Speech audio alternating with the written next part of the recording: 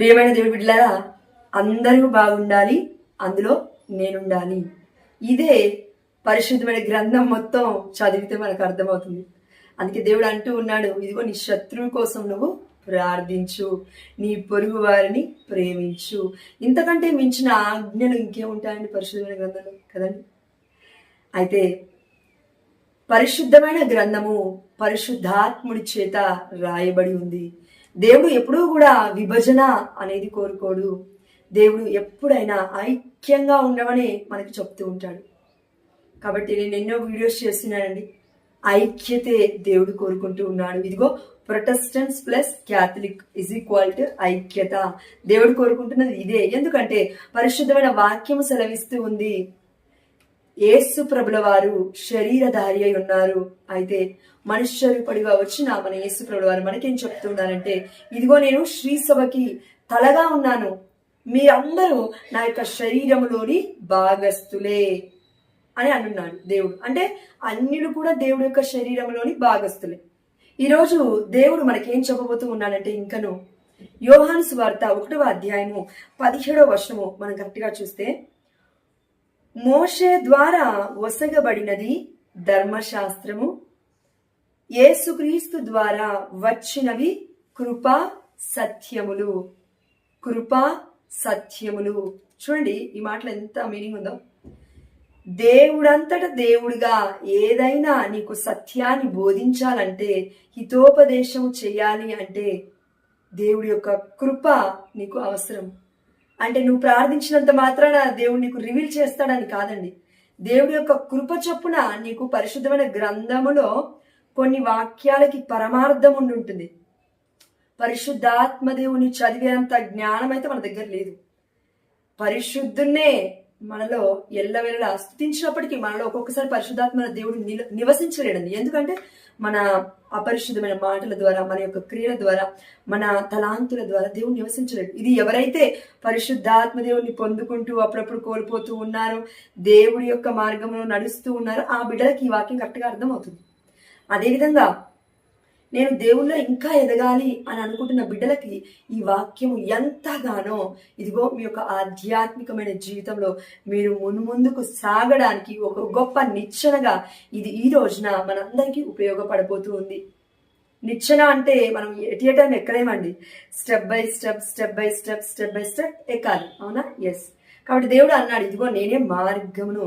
అయితే ఈ మార్గంలో ప్రయాణిస్తున్న మనకి సత్యము ఏంటో కూడా తెలియాలి కదా.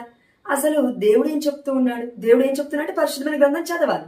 పరిశుద్ధమైన గ్రంథం చదివినప్పటికీ దేవుడి యొక్క సత్యం నీకు అర్థం కావాలి అంటే, యేసు ప్రభుల ద్వారా వచ్చిన కృపా సత్యమును నీకు దేవుడే రివీల్ చేయబడాలి. దేవుడంతటా దేవుడే నీకు రివీల్ చేయాలి.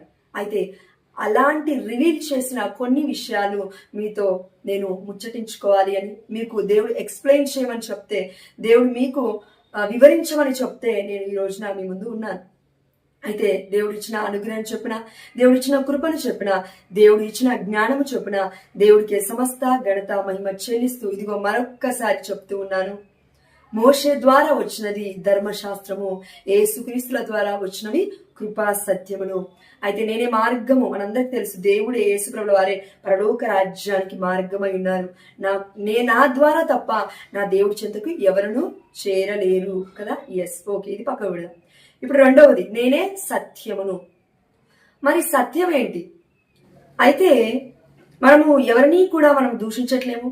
దేవుడి యొక్క ఆత్మ ఎప్పుడు కూడా దూషించమని చెప్పదండి. కానీ నిజమైన బోధనలు చేయడానికి ఖండించమని చెప్తూ ఉంటుంది, సరిదిద్దమని చెప్తూ ఉంటుంది. ఇదిగో దేవుడు మనకి అధికారాన్ని ఇచ్చాడండి. అంటే అది ఏ అధికారం అంటే, ఎక్కడైతే తప్పు జరుగుతూ ఉందో దాన్ని ఖండించడానికి మనకు ఒక అధికారాన్ని దేవుడు ఇచ్చాడు. ఏదైతే తప్పుగా బోధిస్తున్నారో అది తప్పుడు బోధనలను చెప్పడానికి మనకి దేవుడు అధికారాన్ని ఇచ్చాడు. ఎప్పుడు ఇచ్చాడంటే, ఇదిగో దేవుడి యొక్క సృష్టిని చేసినప్పుడు అన్నిటినీ చేసిన తర్వాత మానవుని చేసి, నేను నిన్ను అధికారుడిగా నియమించున్నాను. దేనికి? అబద్ధాన్ని నిజముగా చెప్పడానికి కాదు, అబద్ధం అని చెప్పడానికి నేను నిన్ను అధికారుడిగా చెప్పి ఉన్నాను. సత్యాన్ని సత్యముగా బోధించడానికి నేను నీకు అధికారాన్ని ఇచ్చాను. ఎవరైనా ఏదైనా అబద్ధ బోధనలు చేస్తూ ఉంటే అది అబద్ధం అనే ఒక నిజాన్ని నీవు ప్రకటించడానికి నేను నీలో ఆత్మ పెట్టాను అని దేవుడు చెప్తున్నాడు. అయితే ఒక చిన్న వర్షంను ఇప్పుడు ధ్యానిద్దామండి. మనము కథోలిక శ్రీ సభ గురించి మాట్లాడుకునే ముందు మనకి ఇది వినాలి అంటే ఈ వాక్యం అర్థం కావాలి. అయితే మత్తయి సువార్త 7వ అధ్యాయం 21వ వచనం చూడండి. ప్రభు ప్రభు అని నన్ను సంబోధించు ప్రతివాడిను పరలోక రాజ్యములో ప్రవేశింపడు, కాని పరలోకమందున్న నా తండ్రి చిత్తానుసారముగా వర్తించువాడే పరలోక రాజ్యమున ప్రవేశించును. అయితే దేవుడు ఏం చెప్తున్నా అండి? దేవుడి యొక్క చిత్తానుసారంగా జీవించమని చెప్తూ ఉన్నాడు. ప్రభు ప్రభు అని ప్రవచనాలు చెప్పినంత మాత్రాన, ప్రభు ప్రభు అని బోధించినంత మాత్రాన ప్రతి ఒక్కరి బోధన వినమని కాదండి. ఎందుకంటే ఇదిగో 22వ వచనము, కడపటి రోజున అనేకులు ప్రభు ప్రభు నీ నామమున కదా మేము ప్రవచించినది, పిచాచములను ప్రారద్రోడినది, అద్భుతములు అనేకములు చేసినది అని నాతో చెప్పుదురు. అప్పుడు వారితో నేను, దుష్టులారా నా నుండి తొలగిపోండు, మేము ఎరుగనే ఎరుగను అని నేను నిరాకరింతును. ఆనాడు యేసుప్రభుల వారు గలిలయ సరస్సు తీరమున, తిబేరియా సరస్సు తీరమున ఎంతో మంది ప్రజలకు మరి వాక్యాన్ని బోధించిన తర్వాత వెళ్తూ ఉంటే దేవుడు ఒక మాట అన్నాడు. ఏమని అంటే, మీరు అద్భుతమైన కార్యాలను చూచి నన్ను అనుసరిస్తున్నారు, కానీ నన్నుగా మీరు అనుసరించట్లేరు అని. అంటే దీనికి అర్థం ఏంటంటే, అద్భుతమైన కార్యాలు జరిగితేనే మనం క్రీస్తుని నమ్మాలా, యేసు ప్రభుల వారిని నమ్మాలా? ఒక పరమ రహస్యం అనేది ఉంది కదా. యేసు ప్రభుల వారు మన కొరకే శ్రీవలో మరణించారు, సమాధి చేయబడ్డారు, తిరిగి పునరుత్థానుడయ్యాడు. ఇదే కదా సువార్త. దీన్ని విశ్వసించాలి. విశ్వసించడం అంటేనే ఇదండి. మొట్టమొదటిగా మన విశ్వాసం ఎక్కడి నుంచి స్టార్ట్ అయిందంటే ఇక్కడి నుంచే స్టార్ట్ అయింది. యేసు ప్రభుల వారు మన కొరకే మరణించారు, మన పాపాల కొరకే సమాధి చేయబడ్డారు, తిరిగి పునరుత్థానుడయ్యాడు. ఈ రోజున మరి మన విశ్వాసం అనేది ఎలా ఉంది అని మనం ఒకసారి ఆత్మ పరిశీలన చేసుకుంటే, ఎక్కడ అద్భుతాలు జరిగితే అక్కడికే పోతూ ఉంటాం. ఆ దేవుడి యొక్క కృప ఒప్పుకుంటాము, పరిశుద్ధాత్మ యొక్క కార్యము. కానీ నిజమైన బోధనలు, సత్యమైన బోధనలు, దేవుడి చిత్తానుసారముగా జీవించిన వారే నా యొక్క పరలోక రాజ్యానికి వస్తారు అని దేవుడు చెప్పి నెక్స్ట్ వర్డ్ లో మీరు ప్రవచనాలు చేసినా, అద్భుతాలు చేసినా మీరెవరో నాకు తెలీదు అని అంటున్నారంటే దేవుడు ఏదో చెప్పడానికి ఆశపడుతున్నాడు. అదేంటంటే నిజమైన సత్యమైన బోధన. నేనే సత్యమును, నేనే మార్గమును, నేనే జీవమును అని పలుకుతున్న మన యేసు ప్రభుల వారిని మనం అనుసరించాలి అని దేవుడు ఆశపడుతున్నాడు. అయితే మరి సత్యం ఎక్కడుంది? నిజమైన బోధనలు ఎక్కడున్నాయి? నిజమైన మార్గం ఎక్కడ ఉంది? అసలు నిజమైన జీవం ఎక్కడ ఉంది? ఈ 3 విషయాలు మనం ధ్యానించుకుంటే అండి, చూసాం ఇప్పుడే మనము మోషే ద్వారా వచ్చింది ధర్మశాస్త్రము, యేసు ప్రభుల వారి ద్వారా వచ్చింది కృపా సత్యములు అని. అవునా? ఎస్. అయితే మొట్టమొదటిగా మార్గం అంటే యేసు ప్రభుల వారియే నేను మార్గమై ఉన్నాను అన్నాడు. ఓకే, ఇది పక్క పెడదాం. రెండవది సత్యము. మరి సత్యం ఎక్కడుంది? ఇదిగో దేవుడు కుడి పక్కన ఉన్నవారిని దేవుడు గొర్రె పిల్లలతో పోల్చున్నాడు, ఎడమ పక్కన ఉన్నవారిని మేకలతో పోల్చున్నాడండి. అంటే కుడి పక్కన ఉన్నవాళ్ళు గొర్రెలు, అంటే దేవుడు గొర్రెల కాపరి. మనకి గొర్రెల కాపరి యొక్క స్వరాన్ని నా గొర్రెలు వింటాయి, మేకలు వినవు. మేకలు వినవు. ఏదో బోధనలు, ఏదో అద్భుతాలు, ఏదో ప్రవచనాలు చెప్తూ ఉంటారు, కానీ నిజమైన బోధనలు విని సత్యమైన మార్గంలో నడవరు. అదేవిధంగా ఇంకోటి చూస్తే మనం కథోలిక శ్రీ సభ అంటే అండి, కథోలిక శ్రీ సభ అక్కడ చూడండి, మాట చూడండి. కథోలిక శ్రీ సభ అనగానే మనకు గుర్తొచ్చేది ఎవరంటే మొట్టమొదటిగా మన యెహోవా తండ్రి, దాని తర్వాత తన కుమారుడైన మన యేసు ప్రభుల వారు, మన దేవుడు. మనం దేవుడనే సంబోధిస్తాము కథోలిక శ్రీ సభలో. ఎక్కడా కూడా యేసు యేసు అని సంబోధించము. దాని తర్వాత అమ్మ మరియ తల్లి దేవుడికే జన్మనిచ్చింది అని విశ్వాసం. దాని తర్వాత పునీతులు, దాని తర్వాత మన దేవదూతలు, దాని తర్వాత అపోస్తులని, హతసాక్షులుగా మారిన వారందరినీ మనం మధ్యస్థ ప్రార్థనలు అడుగుతూ ఉంటాము. అంటే ఇక్కడ ఉన్న నిర్జీవంగా జీవిస్తున్న వారిని అడగట్లేమండి మనం మధ్యస్థ ప్రార్థనలు. పరలోకంలో ఉండి సజీవమైన లెక్కలలో ఉండి దేవుడి సన్నిధిలో ప్రార్థిస్తూ ఉన్న నిజమైన జీవము కలిగిన ఆత్మని మనం ప్రార్థిస్తూ ఉన్నాము. కానీ ఇక్కడ ప్రొటెస్టెంట్ సంఘాలలో ఏంటి అంటే అక్కడ ఒక విశ్వాసం అనేది లేదు. ఏంటి అంటే జస్ట్ మేము దేవుణ్ణి నమ్ముతున్నాం అంతే. దానికి తర్వాత కథోలిక శ్రీ సభ విశ్వసించినట్లుగా పునీతుల మధ్యస్థ ప్రార్థనలు ఉండవు. కానీ ప్రొటెస్టెంట్ ఆ యొక్క పాస్టర్ మధ్యస్థ ప్రార్థనలు ఉంటాయి ఈ లోకంలో ఉన్న వాళ్ళు. మళ్ళీ వేరే వారి ప్రార్థనలు రిక్వెస్ట్ అడుగుతారు, తప్పులేదు, కానీ చెప్తూ ఉన్నాను, కంపారిజన్ అని చెప్తూ ఉన్నాను. దాని తర్వాత పునీతుల మధ్యస్థ ప్రార్థన ఉండదు, హతసాక్షుల్ని నమ్మరు, విశ్వసించరు. అదేవిధంగా దేవదూతని అసలే నమ్మరు. అంటే ఆనాడు ధర్మశాస్త్ర బోధకులు కానివ్వండి, మీరు చూడండి పరిశీలు కానివ్వండి, వారు దేవుడి యొక్క పునరుత్థానాన్ని నమ్మలేదండి. అందుకే యేసుప్రభువారిని దేవుడు అని సంబోధించలేదు, ఈయన బెల్జబులు అని అన్నారు. అదేవిధంగా ఈనాడు ప్రొటెస్టెంట్ సంఘాలలో యేసు యేసు క్రీస్తు అని సంబోధిస్తారు, కానీ దేవుడు అని మాట్లాడుతున్న సమయం వచ్చినప్పుడు పరలోకమందున్న యెహోవా తండ్రి గురించే మాట్లాడతారు. కానీ యెహోవా తండ్రి స్వయంగా తన కుమారుడికి ఇచ్చిన ఏకైక కుమారుడికి ఇచ్చిన అధికారాన్ని వారు గుర్తించలేకపోతున్నారు కొంతమంది ప్రొటెస్టెంట్స్ వాళ్ళు, కొంతమంది. అదేవిధంగా మూడో కేటగిరీ మనం చూసుకుంటే, అసలు కథోలిక శ్రీ సభలో ఒక కుటుంబమే ఉంది, అందుకే ఐక్యత గురించి మాట్లాడుతుంది కథోలిక శ్రీ సభ. కానీ ప్రొటెస్టెంట్ సంఘాలలో ఐక్యత గురించి మాట్లాడతారు, కానీ ఎక్కడా కూడా కుటుంబం లేదు, కేవలం ఒకరే యెహోవా తండ్రి గురించి ఎక్కువగా మాట్లాడతారు. ఓకే, వాక్యం ఉంది, ఓకే తప్పదు అనుకుందాం, కానీ దేవుడు చెప్తున్నాడు కదా, మీరు ప్రవచిస్తారు, ప్రవచనాలు చెప్తారు, అద్భుతాలు చేస్తారు, కానీ అప్పుడు మీరెవరో నాకు తెలియదని అని చెప్తాను నేను అని మత్తయి సువార్త 7:21 దేవుడు పలుకుతున్నాడు. ఈ మాట ఎందుకన్నారని దేవుడు అంటే వారి మీద ఆత్మ ఉంది, అద్భుతాలు చేస్తారు, కానీ నిజమైన సత్యము అనేది ఎక్కడో మిస్సింగ్. అయితే ఇంకొక విషయం మనం చూద్దాం. మరి కథోలిక శ్రీ సభలో కుడి పక్కన అంటే కథోలిక శ్రీ సభ మాట్లాడుకుందాం, గొర్రె పిల్లలు అని. ఎందుకంటే మొట్టమొదటి నుంచి దేవుడి యొక్క సభలా, దేవుడి యొక్క సంఘంలా ఉంది కాబట్టి నేను కుడివైపు పెట్టానండి, చూడండి. కాబట్టి అయితే ఇప్పుడు కథోలిక శ్రీ సభ అంటే ఏంటి అని మనం ఒకసారి ఆలోచిస్తే, ఇది ఒక దివ్య పరమ రహస్యం అని మనం చెప్పొచ్చు. ఎందుకంటే ఈ యొక్క విశ్వాసం ఎంత గొప్పదంటే, కథోలిక శ్రీ సభలో ఉన్న విశ్వాసము గుడ్డి విశ్వాసం కాదండి. అంటే యేసుప్రభుల వారు ఓకే మరణించారు, సమాధి చేయబడ్డారు, పునరుత్థానం, వీఆర్ బిలీవింగ్. కానీ ఒక నైతికత అంటాం, అంటే మొరాలిటీ అంటాం కదండి, ఎథిక్స్ అంటే నీతి శాస్త్రం అంటాం. ఒక ఎథిక్స్ లేకుండా, ఒక మొరాలిటీ లేకుండా కథోలిక శ్రీ సభ అనేది కట్టబడలేదు మొదటి నుంచైనా. అంటే గుడ్డిగా నమ్మట్లేదండి దేన్ని కూడా కథోలిక శ్రీ సభ. దెర్ ఈజ్ అ రీజన్స్, ఒక గొప్ప ఆధారాలు ఉన్నాయి కథోలిక శ్రీ సభలో. ఫర్ ఎగ్జాంపుల్, ఇది మనకు అర్థం కావాలంటే, ఇప్పుడు నేనున్నాను, లేకపోతే మీరు చూస్తున్న వారు ఎవరైనా ఉన్నారు, దేవుడిలో ఎంతో గొప్పగా ప్రార్థిస్తూ ఉన్నారు, గొప్ప జీవితాన్ని గడిస్తూ ఉన్నారు. దేవుడు ఒక రోజున మీకు దర్శనం ఇచ్చారు, కలలో స్వప్నాల ద్వారా మాట్లాడుతూ ఉన్నాడు, ఇలా మాట్లాడుతున్నాడు, నేను చెప్పింది నువ్వు వినాలి, మరియ తల్లిని నీవు స్వీకరించాలి, మరియ తల్లిని నా తల్లిగా మీరు స్వీకరించాలి అని ఒకవేళ ఆ దేవుడు వచ్చి మీ కళలో చెప్తే మీరు నమ్ముతారా? నమ్ముతారు, అవునా? Yes, okay. అదేవిధంగా ఒకవేళ మరియ తల్లి గురించి కాకుండా పక్కకు పెడితే, దేవుడు నీకు కనిపించి, ఇదిగో నీ యొక్క జీవితం ఇంత గొప్పగా ఉండబోతుంది, నీకు గోల్డెన్ ఫ్యూచర్ ఇస్తాను, నేను బంగారు భవిష్యత్తుని ఇస్తాను, కాబట్టి నీవు ఈ యొక్క పరిచర్యను ఆపకు అని చెప్తే నమ్ముతావా? నమ్ముతావు. ఒక ప్రొటెస్టెంట్ గా నువ్వు ఉన్నట్లయితే ఇక్కడ మరియ తల్లి గురించి చెప్పిన కళ మర్చిపోతావు, కానీ నీ భవిష్యత్తు గురించి చెప్పింది మాత్రం గుర్తుపెట్టుకుంటావు. ఇది బోధించవు ప్రజల మధ్యలో. మరియ తల్లి గురించి చెప్పిన విషయం నువ్వు బోధించావు, ఎందుకంటే అది కళ అని కొట్టేస్తావు. కానీ అదే కళలో నీ భవిష్యత్తు గురించి దేవుడు చెప్తే అది మాత్రం నువ్వు నమ్ముతావు. అంటే ఎందుకు ఈ యొక్క ప్రయారిటీ ఎందుకు మారుతుందంటే, వాళ్ళు దేవుడి ఆత్మపై కాకుండా వారి ఆత్మపై డిపెండ్ అయి వాళ్ళు బోధిస్తూ ఉన్నారు. కాబట్టి ఇట్స్ నాట్ రైచియస్ వన్, అది నీతి మార్గము కాదు, అది సత్యమైన మార్గము కాదు. అందుకే దేవుడు సత్య బోధనను వివరించడానికి నేను ఈ లోకానికి వచ్చానని చెప్తూ ఉన్నాడు. కృపా సత్యములు యేసుప్రభుల వారి ద్వారా వచ్చాయి.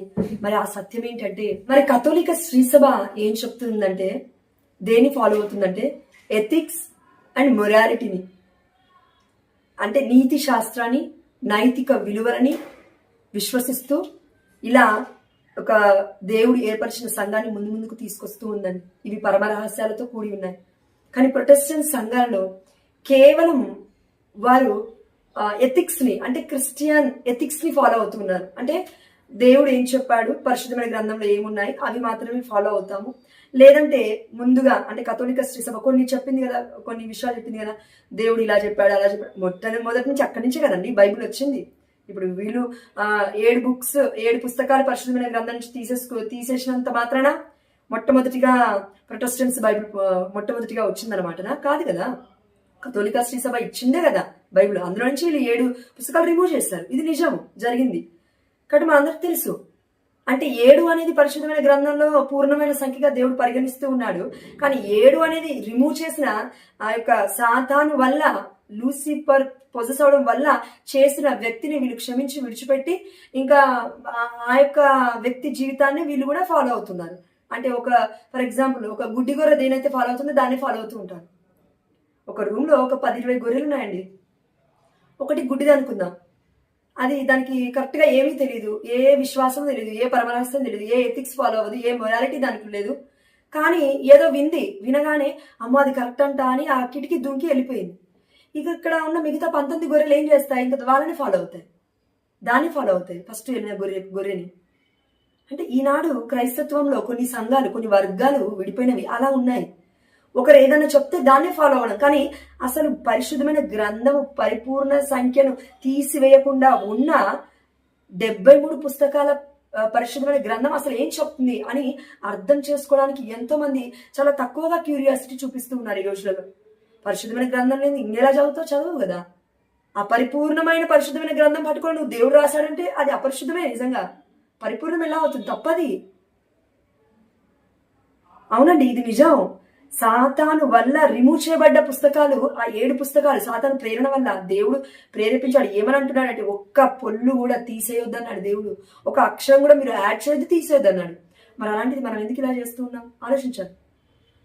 అండ్ అదేవిధంగా అండి 2 సంఘాలలో ఉన్న గొప్ప విషయం ఏంటంటే ఫెయిత్, విశ్వాసం అనేది ఉంది. అవును, విశ్వాస పరమరహస్యం ఏంటి అంటే యేసు ప్రభువు వారు మరణించారు, సమాధి చేయబడ్డారు, తిరిగి పునరుత్థానుడయ్యారు. ఈ సువార్తను అందరూ ప్రకటిస్తున్నారు. కానీ ఫెయిత్ అనేది కూడా, ఒక విశ్వాసం అనేది కూడా రెండిటిలో డిఫరెన్స్ ఉంది. అదేంటంటే, అయితే ఈ విశ్వాసం గురించి మనం మాట్లాడుకుంటే కథోలిక శ్రీసభ విశ్వాసం అనగానే ఏం మాట్లాడుతూ ఉందంటే faith without reason is a blind faith. ఒక గుడ్డి విశ్వాసము అని అంటుంది. రీజన్ లేకుండా నీవు దేన్నైనా నమ్మితే అది ఒక గుడ్డితనంతో సమానము అని కథోలిక విశ్వాసం అలా చెప్తుంది, కథోలిక శ్రీసభ. కానీ ప్రొటెస్టెంట్ సంఘాలు ఏం చెప్తుంటాయి అంటే ఫెయిత్ ఫెయిత్ ఫెయిత్, విశ్వాసం విశ్వాసం విశ్వాసం, రీజన్ అవసరం లేదు అని అంటూ ఉంటారు. కానీ మనం ఒక అన్యుడి దగ్గరికి వెళ్ళి నువ్వు ఏదైనా బోధించాలన్నప్పుడు వాళ్ళు తప్పకుండా రీజన్ అడుగుతాడు. ఇలా ఎందుకైంది, అలా ఎందుకైంది, యేసు ప్రభువు వారు ఎందుకు మరణించారు, ఎందుకు స్లీవ వేయబడ్డారు, లేకపోతే దేవుడి యొక్క మరణం వెనుక ఏం కారణం ఉంది, దేవుడు పునరుత్థానం తర్వాత అసలు ఏం చేశాడు అంటే ప్రతి దానికి కథోలిక శ్రీసభలో ఒక రీజన్ ఉంది. There is a reason, there is a purpose for everything. దేవుడు చేశాడంటే దేనికైనా ప్రతి దానికి ఒక రీజన్ ఉందండి. కానీ ప్రొటెస్టెంట్ సంఘాలలో అది మనం చూడము. రీజన్ ఎక్కడా ఉండదు, ఎక్కడా వారు వెతకరు. ఎందుకు అంటున్నానంటే పునీతులు లేరు, విశ్వాసుల జీవితాలు, హతసాక్షుల జీవితాలకి వాల్యూ లేదు. వారు చనిపోయారు అంటే వారి యొక్క రక్తానికి ఒక గుర్తింపు లేదు. ఆనాడు హేబేలు రక్తము భూమిలో పడిన హేబేలు రక్తము మొరపెడుతూ ఉంది దేవుణ్ణి, ఏమని, కయ్యని చూడు చూడు చూడు ఇలా చేశాడని. కానీ ఆ రక్తాన్ని వీరు నమ్మట్లేరు. అంటే ఈనాడు అపోస్తుల రక్తము ఏదైతే ఈ యొక్క లోకంలో చిందించబడిందో ఆ రక్తాన్ని వీరు నమ్మట్లేరు, విశ్వసించట్లేరు. కానీ కథోలిక శ్రీసభ దెర్ ఈస్ అ రీజన్ అన్నాం కదా ఫర్ ఫెయిత్. ప్రతిదానికి ఒక రీజన్ ఉంటుంది. ఒక రీజన్ ఏంటి అంటే నాతోటి దేవుడు ఇంతగానంగా మాట్లాడితే మరి అంత పరిశుద్ధంగా బ్రతికిన బిడ్డలు దేవుడి యొక్క పరలోక రాజ్యానికి చేరడానికి నిరీక్షణ కలిగి జీవించినారు. దేవుడు యేసుప్రభువు వారు ఏ విధంగా అయితే చనిపోయారో, ఇదిగో నా పాత్ర నుంచి మీరు స్వీకరిస్తారా? అయితే స్వీకరిస్తే ఎవరైతే తన యొక్క జీవితాన్ని నా కోసం కోల్పోవాలనుకుంటాడో అతను బ్రతుకుతాడు. నాకు లేదు వారి యొక్క స్వార్థం కోసం బ్రతకాలి, జీవించాలనుకుంటాడో వాడు తన యొక్క జీవితాన్ని కోల్పోతాడు, అంటే మరణిస్తాడు అని దేవుడి యొక్క వాక్యం సెలవిస్తూ ఉంది. అయితే మరి కథోలిక విశ్వాసములో ఇది ఉంది కదా, పునీతులు ఎంతోమంది మరణించారు, హతసాక్షులుగా మిగిలినారు, వారందరి యొక్క రక్తము ఇదిగో దేవుడికి మొరపెడుతూ ఉంది. దర్శన గ్రంథంలో మనం చూసాము, కొంతమంది అయితే ప్రకటన గ్రంథం అంటారండి. పరిశుద్ధుల ప్రార్థనలు, దేవదూతలు, అదేవిధంగా పునీతుల మధ్యస్థ ప్రార్థన ద్వారా ఎంతయో ధూపము అక్కడ ఉన్న దేవదూతకి ఇవ్వబడింది, వారు దేవుడికి అర్పిస్తూ ఉన్నారు. సకల పునీతుల మధ్యస్థ ప్రార్థన ద్వారా ఇదిగో బలిపీఠం ఉంది, బలిపీఠం కింద ఎంతో మంది పరిశుద్ధులు దేవుణ్ణి మొరపెడుతూ ఉన్నారు, దేవుణ్ణి అడుగుతూ ఉన్నారు, ఇంకెప్పుడు నువ్వు ఆ యొక్క మమ్మల్ని హింసించిన వారిని చంపుతావు అని అడుగుతూ ఉన్నారు పరలోక రాజ్యంలో. ఇంకా నువ్వు సమయం రాలేదు, వారు కూడా మీలాగా హతసాక్షులుగా మారే సమయం రాబోతూ ఉన్నది, అప్పుడు మీరు వారిని చూస్తారు అని దర్శన గ్రంథంలో ఎంత క్లియర్ గా ఉందండి. దర్శన గ్రంథంలో 12వ అధ్యాయంలో మరియ తల్లి గురించి ఎంత క్లియర్ గా ఉందండి. ఇవన్నీ పక్కకు పెట్టేసి ఒక బ్లైండ్ ఫెయిత్ అనమాట, ఒక గుడ్డిగా విశ్వాసము. అది విశ్వాసం అనబడుతుందో లేదా నాకైతే తెలియదు కానీ బట్ చెప్పాలి విశ్వాసం అని. ఎందుకు అంటే they are proclaiming the word of God, కాబట్టి వాళ్ళు ప్రొక్లైమ్ చేస్తున్నారు. తెలియనిదైతే వారు ఏం చేయలేరు కదా. సో దేవుడు ఇచ్చిన కృప వారికి తోడుగా ఉంది. కానీ సత్యమైన బోధన వైపు దేవుడు నడిపించమని చెప్తూ ఉన్నాడండి ఈరోజు కథోలిక స్త్రీ సభకి దేవుడు. కాబట్టి ఆ ప్రయత్నమే మనం చేస్తూ ఉన్నాం. కాబట్టి ప్రియ బిడ్డ, ఒకసారి నువ్వు ఆలోచించు.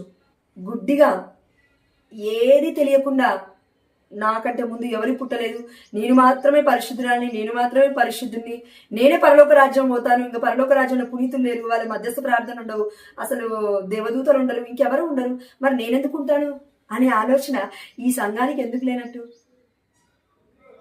నిరీక్షణ ఎందుకు నిరీక్షిస్తూ ఉన్నావు నువ్వు దేవుల్లో? పరలోక రాజ్యం వెళ్ళాలని కదా. మరి పునీతులు నమ్మని నీ నిరీక్షణ, హతసాక్షిని నమ్మని నీ నిరీక్షణ. ఆనాడు హేబెలు చనిపోయి ఉన్నాడు, రక్తం మొరపెట్టింది. ఏలియా గారు మరణించారు, పరలోక రాజ్యంకి రథముల ద్వారా, అగ్ని రథముల ద్వారా వెళ్ళారు.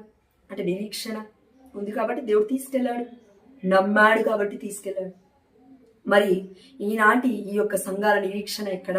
ఈనాటి ఈ సంఘాల గుడ్డిగా కాకుండా నిజమైన విశ్వాసము, పరమరహస్యాలు ఎక్కడ? అసలు పరిశుద్ధుల ప్రార్థనల యొక్క సహాయం ఎక్కడ?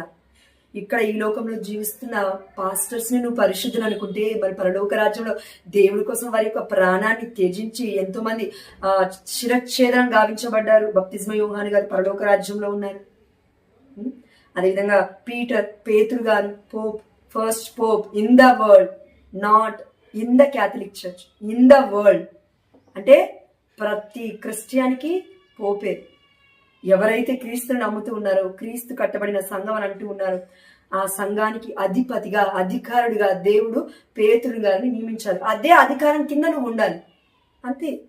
నువ్వు ఇంకా దేవుడి కంటే అధికారం పైకి వెళ్ళిపోతావా ఏంది? దేవునికి అధికారం ఇచ్చాలని దేవుని ధిక్కరిస్తావా? లేదు కదా. అలా ధిక్కరిస్తే ఇంకా నువ్వు లూసిఫర్వే అవుతావు కదా. కాబట్టి అసలు కథోలిక శ్రీ సభ ఏం చెప్తూ ఉందంటే, పరమ రహస్యాలను వివరిస్తూ ఉంది, ఎన్నో గొప్ప విశ్వాస రహస్యాలను వివరిస్తూ ఉంది. అందుకే ఫర్ ఎగ్జాంపుల్, నీకు వచ్చిన ఏదైనా ఒక కళ, అమ్మ మరియతల్లి గురించి వచ్చిందనుకో, ఇది కళ, పరిశుద్ధమైన గ్రంథంలో కళని నమ్మొద్దన్నాడు దేవుడు, స్వప్నాలని నమ్మొద్దన్నాడు అని కొట్టేస్తావు. అదే ఒకవేళ నీ ఫ్యూచర్ గురించి దేవుడు ఒక గొప్ప అద్భుతమైన విషయాన్ని నీకు కళలో చెప్తే, అమ్మో దేవుడు నాకు కళ చూపించాడు ఈరోజు, అంటే నా ఫ్యూచర్ ఇలా ఉండబోతుందా, నేను విశ్వసిస్తాను అని ఆ యొక్క కళని కూడా నువ్వు ఎంతో మందికి పంచుకుంటావు, ఒక ప్రొక్లెయిమ్ చేస్తావు, అంటే వారందరికీ వివరిస్తావు, తప్పేం లేదు. కానీ నీ యొక్క ప్రయారిటీస్ అనేటివి మారుతూ ఉన్నాయి. ఎలా అంటే నీకు ఇష్టమైన విధంగా, దేవుడికి ఇష్టమైన విధంగా కాదు. దేవుడు ఏమన్నాడంటే, నాకు ఇష్టానుసారంగా జీవించు, నా చిత్తానుసారంగా జీవించు అని దేవుడు అంటున్నాడు. కానీ నీవేమంటున్నావు అంటే, నా ఇష్టానుసారంగా, నాకు ఇష్టమైన సభలో, నాకు ఇష్టమైన సంఘంలో జీవిస్తా అంటున్నావు. కానీ దేవుడి ఇష్టం ఏంటి? ఇదిగో కథోలిక శ్రీ సభ, పేతురుపై కట్టబడిన రాయి అనే పేతురుపై కట్టబడిన సంఘము, ఇదే కథోలిక శ్రీ సభ. అందుకే నరక శక్తులు దీనిని జయించజాలవు అని మత్తయి సువార్త 16వ అధ్యాయము మనము 18-19 వర్షాలు చూసుకుంటే తెలుస్తుందండి. 18వ వర్షము, నీవు పేతురువు, ఈ రాతి మీద నా సంఘమును నిర్మించాడు దేవుడు. నరక శక్తులు దీనిని జయింపజాలవు. నరక శక్తులు ఏంటంటే, కథోలిక శ్రీ సభ నుంచి వేరుపడిన సంఘాలే కానివ్వండి, ఇంకా ఏమైనా క్రిస్టియానిటీకి విరుద్ధంగా ఉన్న సంఘాలే కానీ, ఇవన్నీ కలిసి ఏం చేస్తాయంటే, అది నిజమైన సంఘం కాదు, దేవుడు ఏర్పరిచింది కాదు అని మనకి ఇట్లా చూపిస్తూ ఉంటారు. కథోలిక శ్రీ సభలో ఉన్న విశ్వాసము అదే పునీతుల విశ్వాసం కాదు. వారి నమ్ముతున్నా ఏది చేస్తున్నా విగ్రహాలు అనడం, లేకపోతే ఏ విశ్వాసాన్ని చూపిస్తున్నప్పటికీ కూడా అది విశ్వాసం కాదు, వారి యొక్క మూఢనమ్మకం అనడం. ఏదైనా వారి యొక్క పుట్టురోత్వాల నుంచి, అంటే కథోలిక శ్రీ సభ నుంచి దేవుడు చెప్పిన పారంపర్యంగా మనం ఏదైనా ఫాలో అవుతుంటే దాని లేదు, వీరు హిందూస్ లాగా సాంప్రదాయాలు పాటిస్తున్నారు అనడం.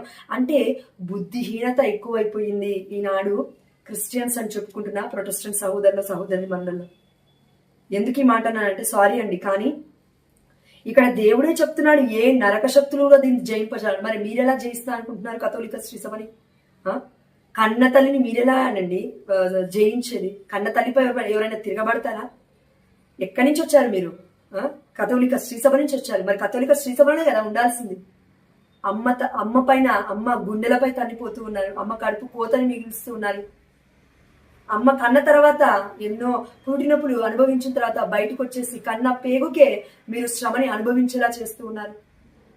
ఈ శ్రమలు, ఈ బాధలని ఎవరికి అంటే దేవుడికే, మన యేసుప్రభుల వారికి. మళ్ళీ మీరు స్లీవని వేస్తూ ఉన్నారు యేసుప్రభుల వారు చెప్తున్న కృపా సత్యమును వినకుండా, యోహాను 1:17 ప్రకారం.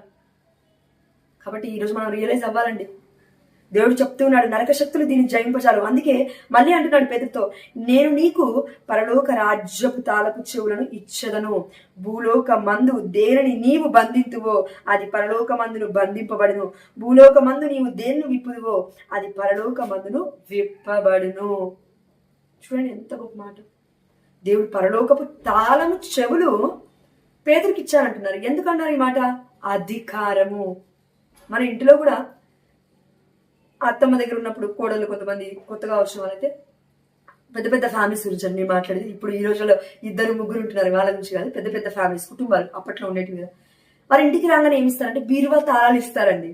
అత్త వెళ్ళి కోడలికి బాధ్యత ఇవ్వడం అంటే ఏంటంటే బీరువా తాళాలు ఇస్తూ ఉంటారు, లేకపోతే డాక్యుమెంట్స్ ఇవ్వడం. అలా అంటే ఏంటంటే వారికి ఉన్న అధికారాన్ని కోడలికి ఇచ్చేశారు అని అర్థం.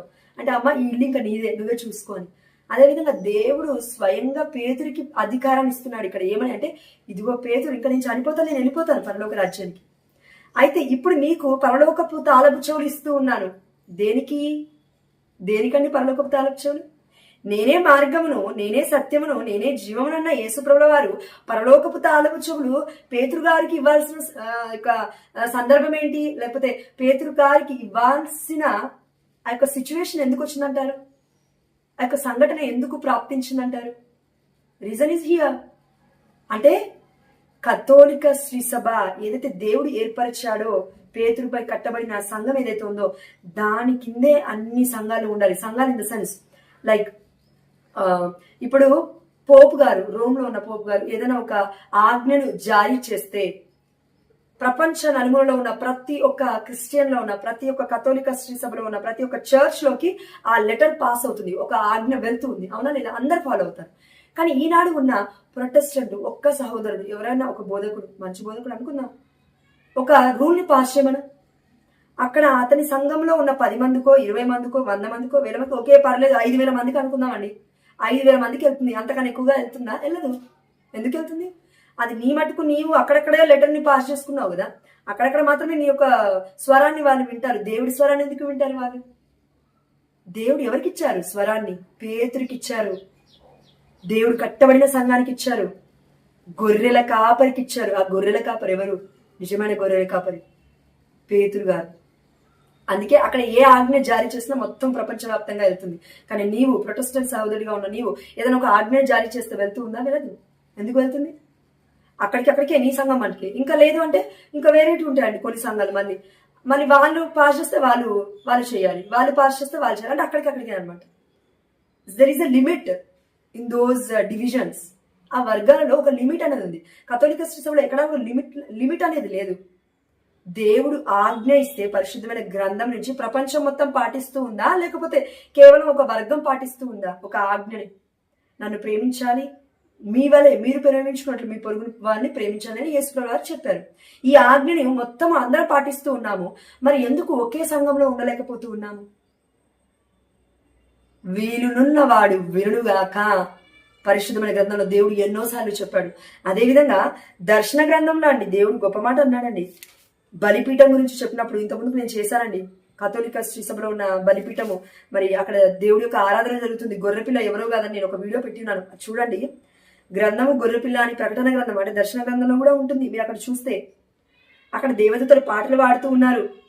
బంగారు పాత్రలు ధూపంలో అర్పించుండి ఆ ధూప ద్రవ్యంలో పరిశుద్ధుల ప్రార్థనలు 5వ అధ్యాయములో, మళ్ళీ 8వ అధ్యాయములో, ఇదిగో 3వ వచనంలో సువర్ణ ధూప పాత్రము ధరించిన మరి ఒక దేవదూత బలిపీఠము వద్ద నిలిచెను.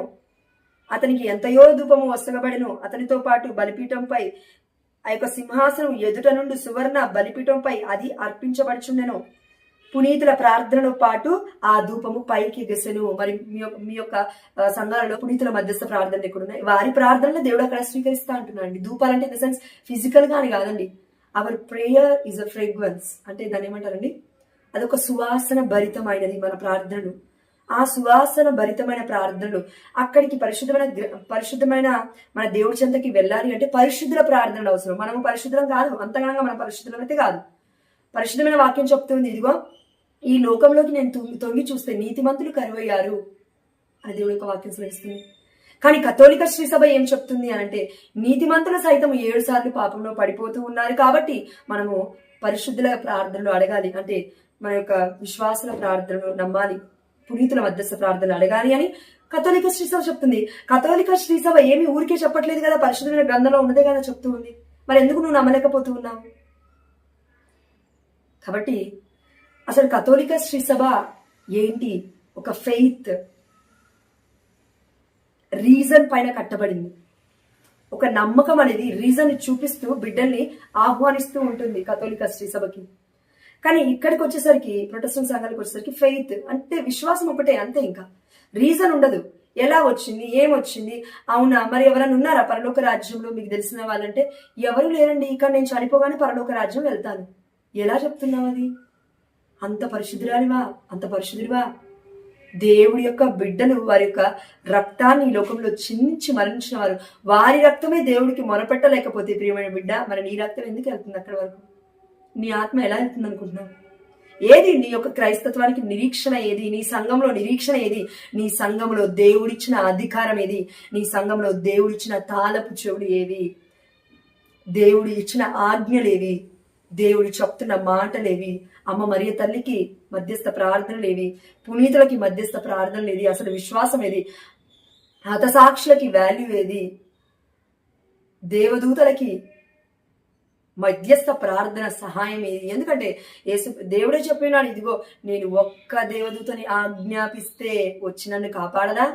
స్లీవలో దేవుడు చెప్పాడా లేదా? యేసుప్రభుల వారు శిష్యులతో చెప్పారు. ఓల్డ్ టెస్టమెంట్ లో చూసాము, ఒక్క దేవదూతకి ఆజ్ఞాపిస్తే 1,85,000 మందిని చంపుతుందని. ప్రియమైన బిడ్డ, ఈ రోజుల్లో దేవునికి ఇంత ఎక్స్ప్లెయిన్ చేస్తున్నావు, నువ్వు నమ్మట్లేవు, నువ్వు విశ్వసించట్లేవు అంటే నీ యొక్క మైండ్ని, నీ యొక్క ఆలోచన లూసిఫర్ అలా పట్టుకున్నాడు. ఏంటి అంటే వినొద్దు, నువ్వు వినొద్దు, వీళ్ళు క్యాథలిక్స్.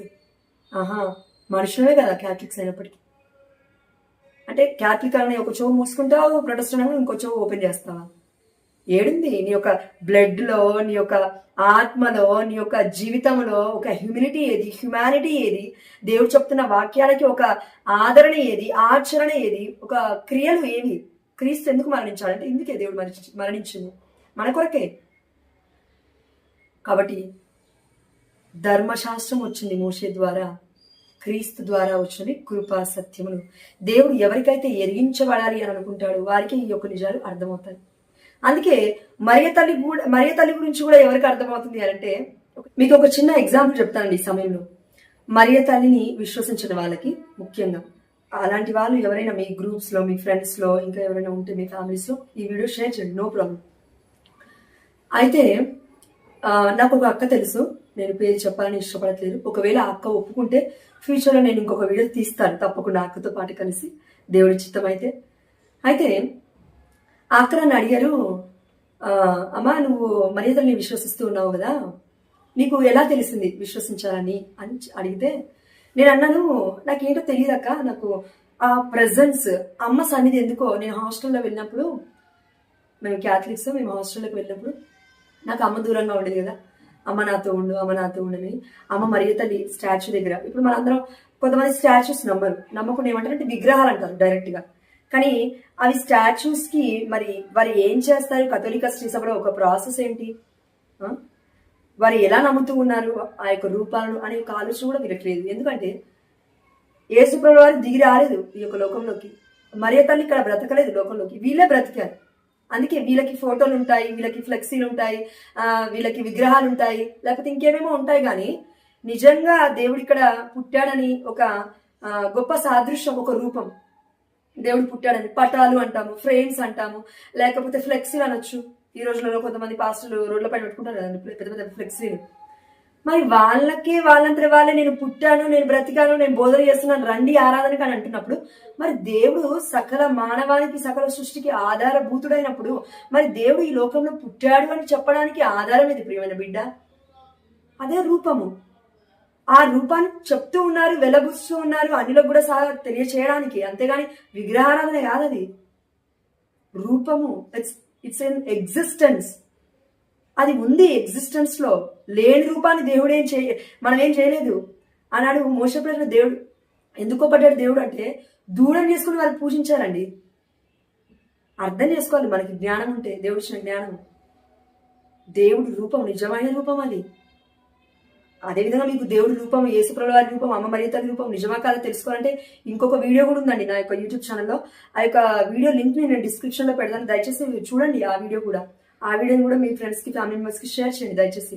అయితే ఆ అక్కతో నేను అన్నానండి, నేను అక్కడ చూసినప్పుడు అమ్మ మరియ తల్లిని చూసినప్పుడు అమ్మ మరియ తల్లికి వెళ్ళి హగ్ చేసుకొని, అమ్మ నాతో ఉండు, అమ్మ నాతో ఉండు, అమ్మ నాతో లేదు, నువ్వు నాతో ఉండమ్మా అని అన్నప్పుడు I felt that presence of Mother Mary, my beloved mother.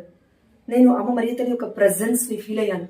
Even when I'm proclaiming the word of God, she sat beside me. అమ్మ మరియ తల్లి నా పక్కనే ఉంటుంది, ఇప్పుడు కూడా నా పక్కనే ఉంది. ఐఎమ్ బిలీవింగ్ ఇట్, నేను విశ్వసిస్తూ ఉన్నాను. అమ్మ మరియ తల్లి ఎక్కడ ఉంటే అక్కడ పరిశుద్ధాత్మ దేవుడు అతి త్వరగా వస్తాడు. ఎందుకు అంటే సర్వోన్నతుని శక్తి నిన్ను ఆవరించును. అప్పుడు ఆవరించిన శక్తి ఇప్పటి వరకు పరలోక రాజ్యంలో ఉన్నప్పటికీ అమ్మ మరియ తల్లి దగ్గర నుంచి ఎవరు కూడా తీసేయలేదు. అది నీ వల్ల కాదు, నా వల్ల కాదు, దేవుడు పెట్టిన గొప్ప కృప అది. అనుగ్రహ పరిపూర్ణురాలా, నీకు శుభము, ఏలిన వారు నీతో ఉన్నారు అనే వాక్యము దేవుడు ఊరికే చెప్పలేదండి, ఏదో నోటి మాటగా చెప్పలేదు. అది నిజము కాబట్టే అనుగ్రహాన్ని అమ్మ పొందుకుంది కాబట్టి దేవుడు చెప్పినాం. నాకు అమ్మ మరియ తల్లి గురించి ఎక్కువగా తెలియదు, కానీ ఒక నమ్మకం అంతే. అమ్మ నాతో ఉంది, అమ్మ నాతో ఉంది, అమ్మ ఒక ధైర్యం. అయితే అట్లా ప్రేయర్ చేస్తున్న సమయంలో ఇంకా అప్పటి నుంచి నాకు ఇంటర్మీడియట్ నుంచి అలవాటు అయిపోయింది అక్క. I believe Mother Mary as my mother. I love her very much, more than my mom also sometimes అని చెప్పాను నేను. ఎందుకంటే ఈ లోకంలోనే కదండి తల్లిదండ్రులు, ఆ లోకంలో తల్లిదండ్రులకి భర్త భార్యకి ఏ సంబంధం ఉండదు, దేవుడు చెప్పాడు అలాగే.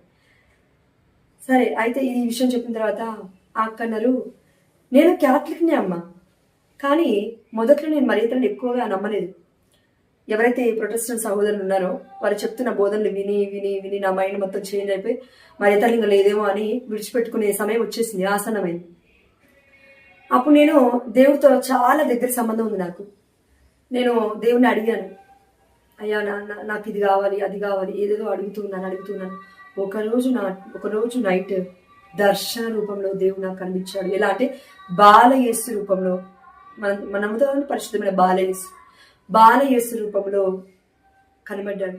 కనబడి నన్ను తీసుకెళ్లి అమ్మ మరియ తల్లి చేతిలో నా చేతిని పెట్టాడు. I'm shocked.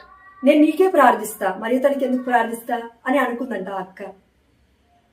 అంటే దేవుడు ఎందుకు తన చేతిలో పెట్టాడంటే నా తల్లి అని మరొక్కసారి రుజువు చేస్తూ ఉన్నాడు. ఎవరికి అంటే ఆ అక్కకి. అంటే దేవుడు ఇష్టపడ్డాడు ఆ బిడ్డని, ఆ అక్కని. అందుకే దేవుడు తనకి రివీల్ చేయాలనుకున్నాడు కాబట్టి రివీల్ చేశాడు. కానీ తను నమ్మింది, విశ్వసించింది, ఫాలో అవుతుంది. ఇప్పటికి కూడా మరియ తల్లి అంటే she believe and she felt very happy and she love Mother Mary. కానీ ఈ రోజుల్లో అందరూ అలా లేరు. అరే, ఇప్పుడు నేను ఈ సంఘాన్ని ఏర్పరిచాను కదా, ఇప్పుడు ఈ సంఘం ఒకవేళ నేను ఈ సంఘంలోకి ఎంటర్ అయిన తర్వాత మరియ తల్లి గురించి చెప్తే ఎక్కడ ఈ ప్రజలందరూ కథోలిక స్ట్రీజంకి వెళ్ళిపోతారో ఏమో, నాకు ఫుడ్ ఎలా, నాకు మరి ఆహారం సరిపోదు కదా, పదవం ఇవ్వాలి కదా ప్రజలు అక్కడికి వచ్చే వాళ్ళందరూ. అంటే నిజమైన బోధనల కంటే, దేవుడు చెప్తున్న సంఘం కంటే నీ సంఘమే నీకు ముఖ్యం, నీ మాటలే నీకు ముఖ్యం, నీ బోధనలే నీకు ముఖ్యం. సత్యం కాదు నీకు కావాల్సింది, నీవు బాగుపడడం నీకు కావాలి, నీవు ఎదగాలి, ఆస్తులు అంతస్తులతో నువ్వు పైకి వెళ్ళాలి. పైకి వెళ్తావు అట్లనే, కానీ అక్కడికి వెళ్ళవు, నిత్య నరకానికి వెళ్తావు. పైకి వెళ్ళిన తర్వాత దేవుడి సన్నిధిలో నువ్వు ఉండవు. అట్లనే ఆలోచిస్తే ఇప్పటికి కూడా నిజమైన బోధన చేయి. ఒక్క రూపాయి కూడా నీకు అవసరం లేదు. ఎందుకు నీకు రూపాయలు? ఇక ఎందుకు ఏం చేసుకుంటావు? దేవుడే ఇస్తాడు సమృద్ధి. ఇప్పుడు ఇంట్లో ఉండి బోధిస్తున్నామండి, రూపాయలు ఎవరైనా ఇస్తున్నారా డబ్బులు? కథోలిక శ్రీసభలో ఎంతోమంది బిడ్డలు ఫాదర్స్ కింద వర్క్స్ చేస్తూ బోధిస్తూ ఉన్నారు. నేను ఇప్పుడు యూట్యూబ్ ఛానల్ పెట్టి 2.5 years అయిపోతుంది. నాకు ఎవరు ఇస్తున్నారని రూపాయి కూడా రాదు నాకు. మీరు అనొచ్చు యూట్యూబ్ ఛానల్ నుంచి వస్తుంది కదండి, ఒక్క రూపాయి కూడా రాదండి. ఎందుకు వస్తుంది? ల్యాక్ ఆఫ్ వ్యూస్ రావాలి. దానికి రావాలంటే ల్యాక్ ఆఫ్ వ్యూస్ ఎందుకు వస్తాయండి? ఎవరైనా చూస్తారా స్పిరిచువల్ వీడియోస్? నిజంగా నిప్పు వంటిది అంటారు. నిజం ఎవరైనా చెప్తూ ఉంటే వింటున్నారా అండి ఈ రోజులలో? ఎవరు వింటారు? వినరు. మీరు కూడా చూసేవాళ్ళు కూడా ఈ వీడియో షేర్ చేయమంటే నా కోసమే అనుకొని ఇంకా మీరు వీడియో షేర్ చేయకుండా అలా ఉంటాయి మీ చేతులు అంతే, విగ్రహం లాగా. అది విగ్రహం అంటే. కదలకుండా మెదలకుండా నిలబడతారు చూడండి, అది వాళ్ళండి విగ్రహాలు అంటే. దేవుడు కాదు, నిజమైన దేవుడు కాదు. కాబట్టి ఆ అక్కకి దేవుడు అలా దర్శించాడు, ఆమె మరి తన గురించి రివీల్ చేశాడు. మరి మీకెందుకు చెప్పట్లేడు దేవుడు అంటే వినట్లేదు. దురద చెవులు గలవారికి దేవుడు ఎంత చెప్పినా అర్థం కాదు. అందుకే దర్శన గ్రంథం మొత్తం అండి ప్రతి అధ్యాయం చివరిలో ఒక మాట ఉంటుందండి. అది నేను చదువుతాను, వినండి. 3వ అధ్యాయం 22వ వచనం నుండి, మీకు చెవులు ఉన్నచో దైవ సంఘములకు ఆత్మ ఏమి బోధించుచున్నదో శ్రద్ధగా ఆలకింపుడు. కాబట్టి మరి దేవుడు మనకి చెవులున్నచో దైవ సంఘములకు ఆత్మ అంటే దేవుడి ఆత్మ ఏం బోధించుందో శ్రద్ధగా ఆలకించండి అని దేవుడు చెప్తూ ఉన్నాడు. కథోలిక శ్రీ సభ లేకపోతే ప్రొటెస్టెంట్స్ సంఘాలు ఇట్లా కాదండి. నా బాధ ఏంటంటే ఎవరినో డివిజన్ చేయాలి ఇంకా అని కాదు, ఐక్యం చేయాలని దేవుడు నాకు చెప్పాడు. నేను అదే చేస్తున్నాను. దేవుడు నాకు ఏదైతే చెప్పాడో, కృపా సత్యాన్ని వివరించాడో, రివీల్ చేశాడో, the same thing I'm revealing to you. దేవుడు చెప్తూ ఉన్నాడు. So the same thing I'm proclaiming to you, ప్రకటిస్తూ ఉన్నాను. ఇక్కడ దయచేసి వినండి. ఒక గొప్ప ఉదాహరణ దేవుడు గుర్తు చేస్తున్నాడు. ఆనాడు సొలొమోను జ్ఞానవంతుడు, దేవుడే మెచ్చుకున్న ఒక గొప్ప భక్తుడు, ఆ సమయంలో గొప్ప రాజు. అయితే కానీ ఒకటి మళ్ళీ గుర్తుపెట్టుకోవాలి మీరు, ఇదే సమయంలో సొలొమోను కంటే అధికుడునైనా ఒకడు ఇక్కడ ఉన్నాడు, అతను నేనే అని యేసు ప్రభువు అన్నారు న్యూ టెస్టమెంట్ లో, నూతన నిబంధనలో. అవునా? ఎస్. అది కూడా గుర్తుపెట్టుకోవాలి మనం. ఈ రెండు గుర్తుపెట్టుకోవాలి. ఓకేనా? ఎస్. అయితే ఇప్పుడు అబద్ధపు తల్లి వచ్చి ఏమంటుంది అంటే, అతను నా కుమారుడు అంటే తన కుమారుని ఏదో నిద్రమత్తులో ఇలా దొర్లి చంపేసుకుంది తన కుమారుని. అంటే అంత కాన్షియస్ ఉందా పిల్లల మీద దేవుడా? ఓకే, అది పక్కన పెడితే కొంతమంది తల్లులు ఉంటారండి ఇలా, ఇంకా నిద్రపోతులు, సోమరిపోతులు, తిండిపోతులు, తిరుగుబోతులు అని చెప్పొచ్చు ఇలాంటి వాళ్ళని. సారీ టు సే, బట్ వచ్చింది అలా వర్డ్ అంతే. కాబట్టి అలాంటి తల్లిని ఒక ఆమెను చూపిస్తున్నాడు దేవుడు. అదేవిధంగా ఇంకొక ఆమె మంచి తల్లి, గొప్ప తల్లి. అయితే ఈ తల్లి ఏమంటుందంటే, నా కుమారుడయ్యా, నా కుమారుని తన కుమారుని చంపేసుకొని తీసుకొచ్చుకొని పడబెట్టుకొని తన పక్కలో వేసుకొని ఇప్పుడు నా కుమారుడు అంటుంది. కానీ పొద్దున లేచి చూసిన తర్వాత గుర్తుపడితే నా కుమారుడు కాదయ్యా, నా కుమారుడు చనిపోయిన వాడికి నా కుమారుడు కాదయ్యా, తను దొంగలించింది నా కుమారుడు అని చెప్తుంది. చెప్పినప్పుడు రాజు ఆలోచిస్తూ ఉన్నాడు. సొలొమోను రాజే ఆలోచిస్తూ ఉన్నాడంటే ఆ యొక్క సిచ్యువేషన్ ఎంత క్రిటికల్లో చూడండి. ఇప్పుడు ఇది పరిశుద్ధమైన గ్రంథములో ఉంది కాబట్టే ఈనాడు కొన్ని స్టడీస్ లో, కొన్ని పుస్తకాలలో ఈ స్టోరీ ఉంది. మీరు అబ్జర్వ్ చేస్తే, నేను చిన్నప్పుడు ఉన్నప్పుడు ఈ స్టోరీ ఉంది, మాకు టీచర్ చెప్పింది. దాని తర్వాత నాకు ఏమర్థమైందంటే, పరిశుద్ధమైన గ్రంథం అప్పటికి నేను చదవలేదు, మొన్న చదివాను నేను 3 years ముందు నుంచి. అప్పుడు అర్థమైంది నాకు, ఓహో పరిశుద్ధమైన గ్రంథం నుంచి కాపీ చేశారా ఈ యొక్క స్టోరీని అని. మనకేం అర్థం కావాలంటే, ఏది చేసినా ఈ లోకంలో పరిశుద్ధమైన గ్రంథం నుంచే వస్తుంది. ఏదైనా ఇక్కడి నుంచి నువ్వు చూడాల్సింది, ఇక్కడి నుంచి వెతకాల్సింది. మూలము ఇదే, ఆది ఇదే, అంతము ఇదే, మొదటి వాడును నేనే, కడపటి వాడును నేనే, అల్ఫాను నేనే, ఒమేగాను నేనే. దేవుడు మాత్రమే ఆది అంతమై ఉన్నాడు. కాబట్టి ప్రతి ఒక్కటి ఇక్కడి నుంచే స్టార్ట్ అయింది, మనం గుర్తుపెట్టుకోవాలి. అయితే ఇప్పుడు ఆ తల్లి అడగగానే ఇంకా రాజు ఆలోచించి, దేవుడు జ్ఞానం ఇచ్చాడు కదా సొలొమోనుకి, అయితే ఒక ఖడ్గం తీసుకురండి, చంపేద్దాం, సగం ఒకరికి సగం ఒకరికి ఇచ్చేద్దాం అనగానే ఆ యొక్క అబద్ధపు తల్లి అంటుందా, చంపేసేయండి పర్లేదు, నా కొడుకేలాగా బ్రతకలేదు కదా, మనసులో ఆమె అనుకుంటుండొచ్చు, నా కొడుకేలాగా బ్రతకలేదు, ఇంక ఈయనకు బ్రతికేది, ఆమె కూడా బాగుండొద్దు, నేను బాగుండకపోయినా పర్లేదు కానీ ఆమె బాగుండొద్దు, నేను బాగుపడ్డా పర్లేదు ఆమె బాగుండకుండా ఉండాలి. అంటే ఎలా అంటే ఒక అసూయ, ఒక జలస్, ఒక ఈగో మొత్తం వచ్చేసి ఆమె బాగుండొద్దు, ఆమె ఆనందంగా ఉండొద్దు అని పడింది. అప్పుడు సొలొమోను ఏం చేశాడు, చూస్తూ ఉన్నాడు. అప్పుడు ఈమె ఏమంటుంది, నిజమైన తల్లి అంటే, ఆమెకి ఇచ్చేసినా పర్లేదయ్యా కానీ నా బిడ్డను మాత్రం చంపొద్దు అని అంటుంది. అదేవిధంగా ఈనాడు క్రైస్తత్వం వచ్చింది కథోలిక శ్రీ సభ అనే కన్న తల్లి దగ్గర నుంచి. అందుకే కథోలిక శ్రీ సభలో కుటుంబం ఉందంటామండి. అమ్మ మరియ తల్లి, తల్లి ఉంది, తండ్రి యెహోవా తండ్రి ఉంటాడు, కుమారుడు యేసుప్రభుల వారు ఉంటారు. ఇదిగో యేసుప్రభుల వారిని అనుసరించి దేవుళ్లాగా మరి ఫాలో అయ్యి జీవించిన ఆ బిడ్డలందరికీ దేవుడు తన కుటుంబ సభ్యులుగా ఉండే కృపను దయచేస్తున్నాడు. అందుకే అంటాడు కదండి యేసుప్రభుల వారు, పరలోకమందున నా తండ్రి చేయువాడే నాకు తండ్రులు సహోదరులు అంటారు, సహోదరిమణులు అని అంటారు దేవుడు. అవునా? అది నిజంగా నెరవేరుతుంది పరలోక రాజ్యంలో. కాబట్టి దేవుడు అన్నాడు, దేవుడు ఒక మాట అన్నాడు అంటే ఊరికే ఏదో నామకే వాస అనడండి పరిశుద్ధమైన గ్రంథంలో, అది అర్థం కావాలి మనకి. అందుకే కన్న తల్లి అయిన కథోలిక శ్రీ సభ కన్న తల్లిని నమ్మకుండా, అమ్మ మరియ తల్లిని నమ్మకుండా, పరమరహస్యాన్ని నమ్మకుండా, అసలు ఎక్కడి నుంచి పుట్టామో కూడా తెలియకుండా ఒక సంఘాన్ని ఏర్పరచుకున్న వర్గాలని దైవ సంఘం అని నువ్వెలా అంటావు? అద్భుతాలు జరిగినంత మాత్రాన దైవ సంఘం అని అనబడదు.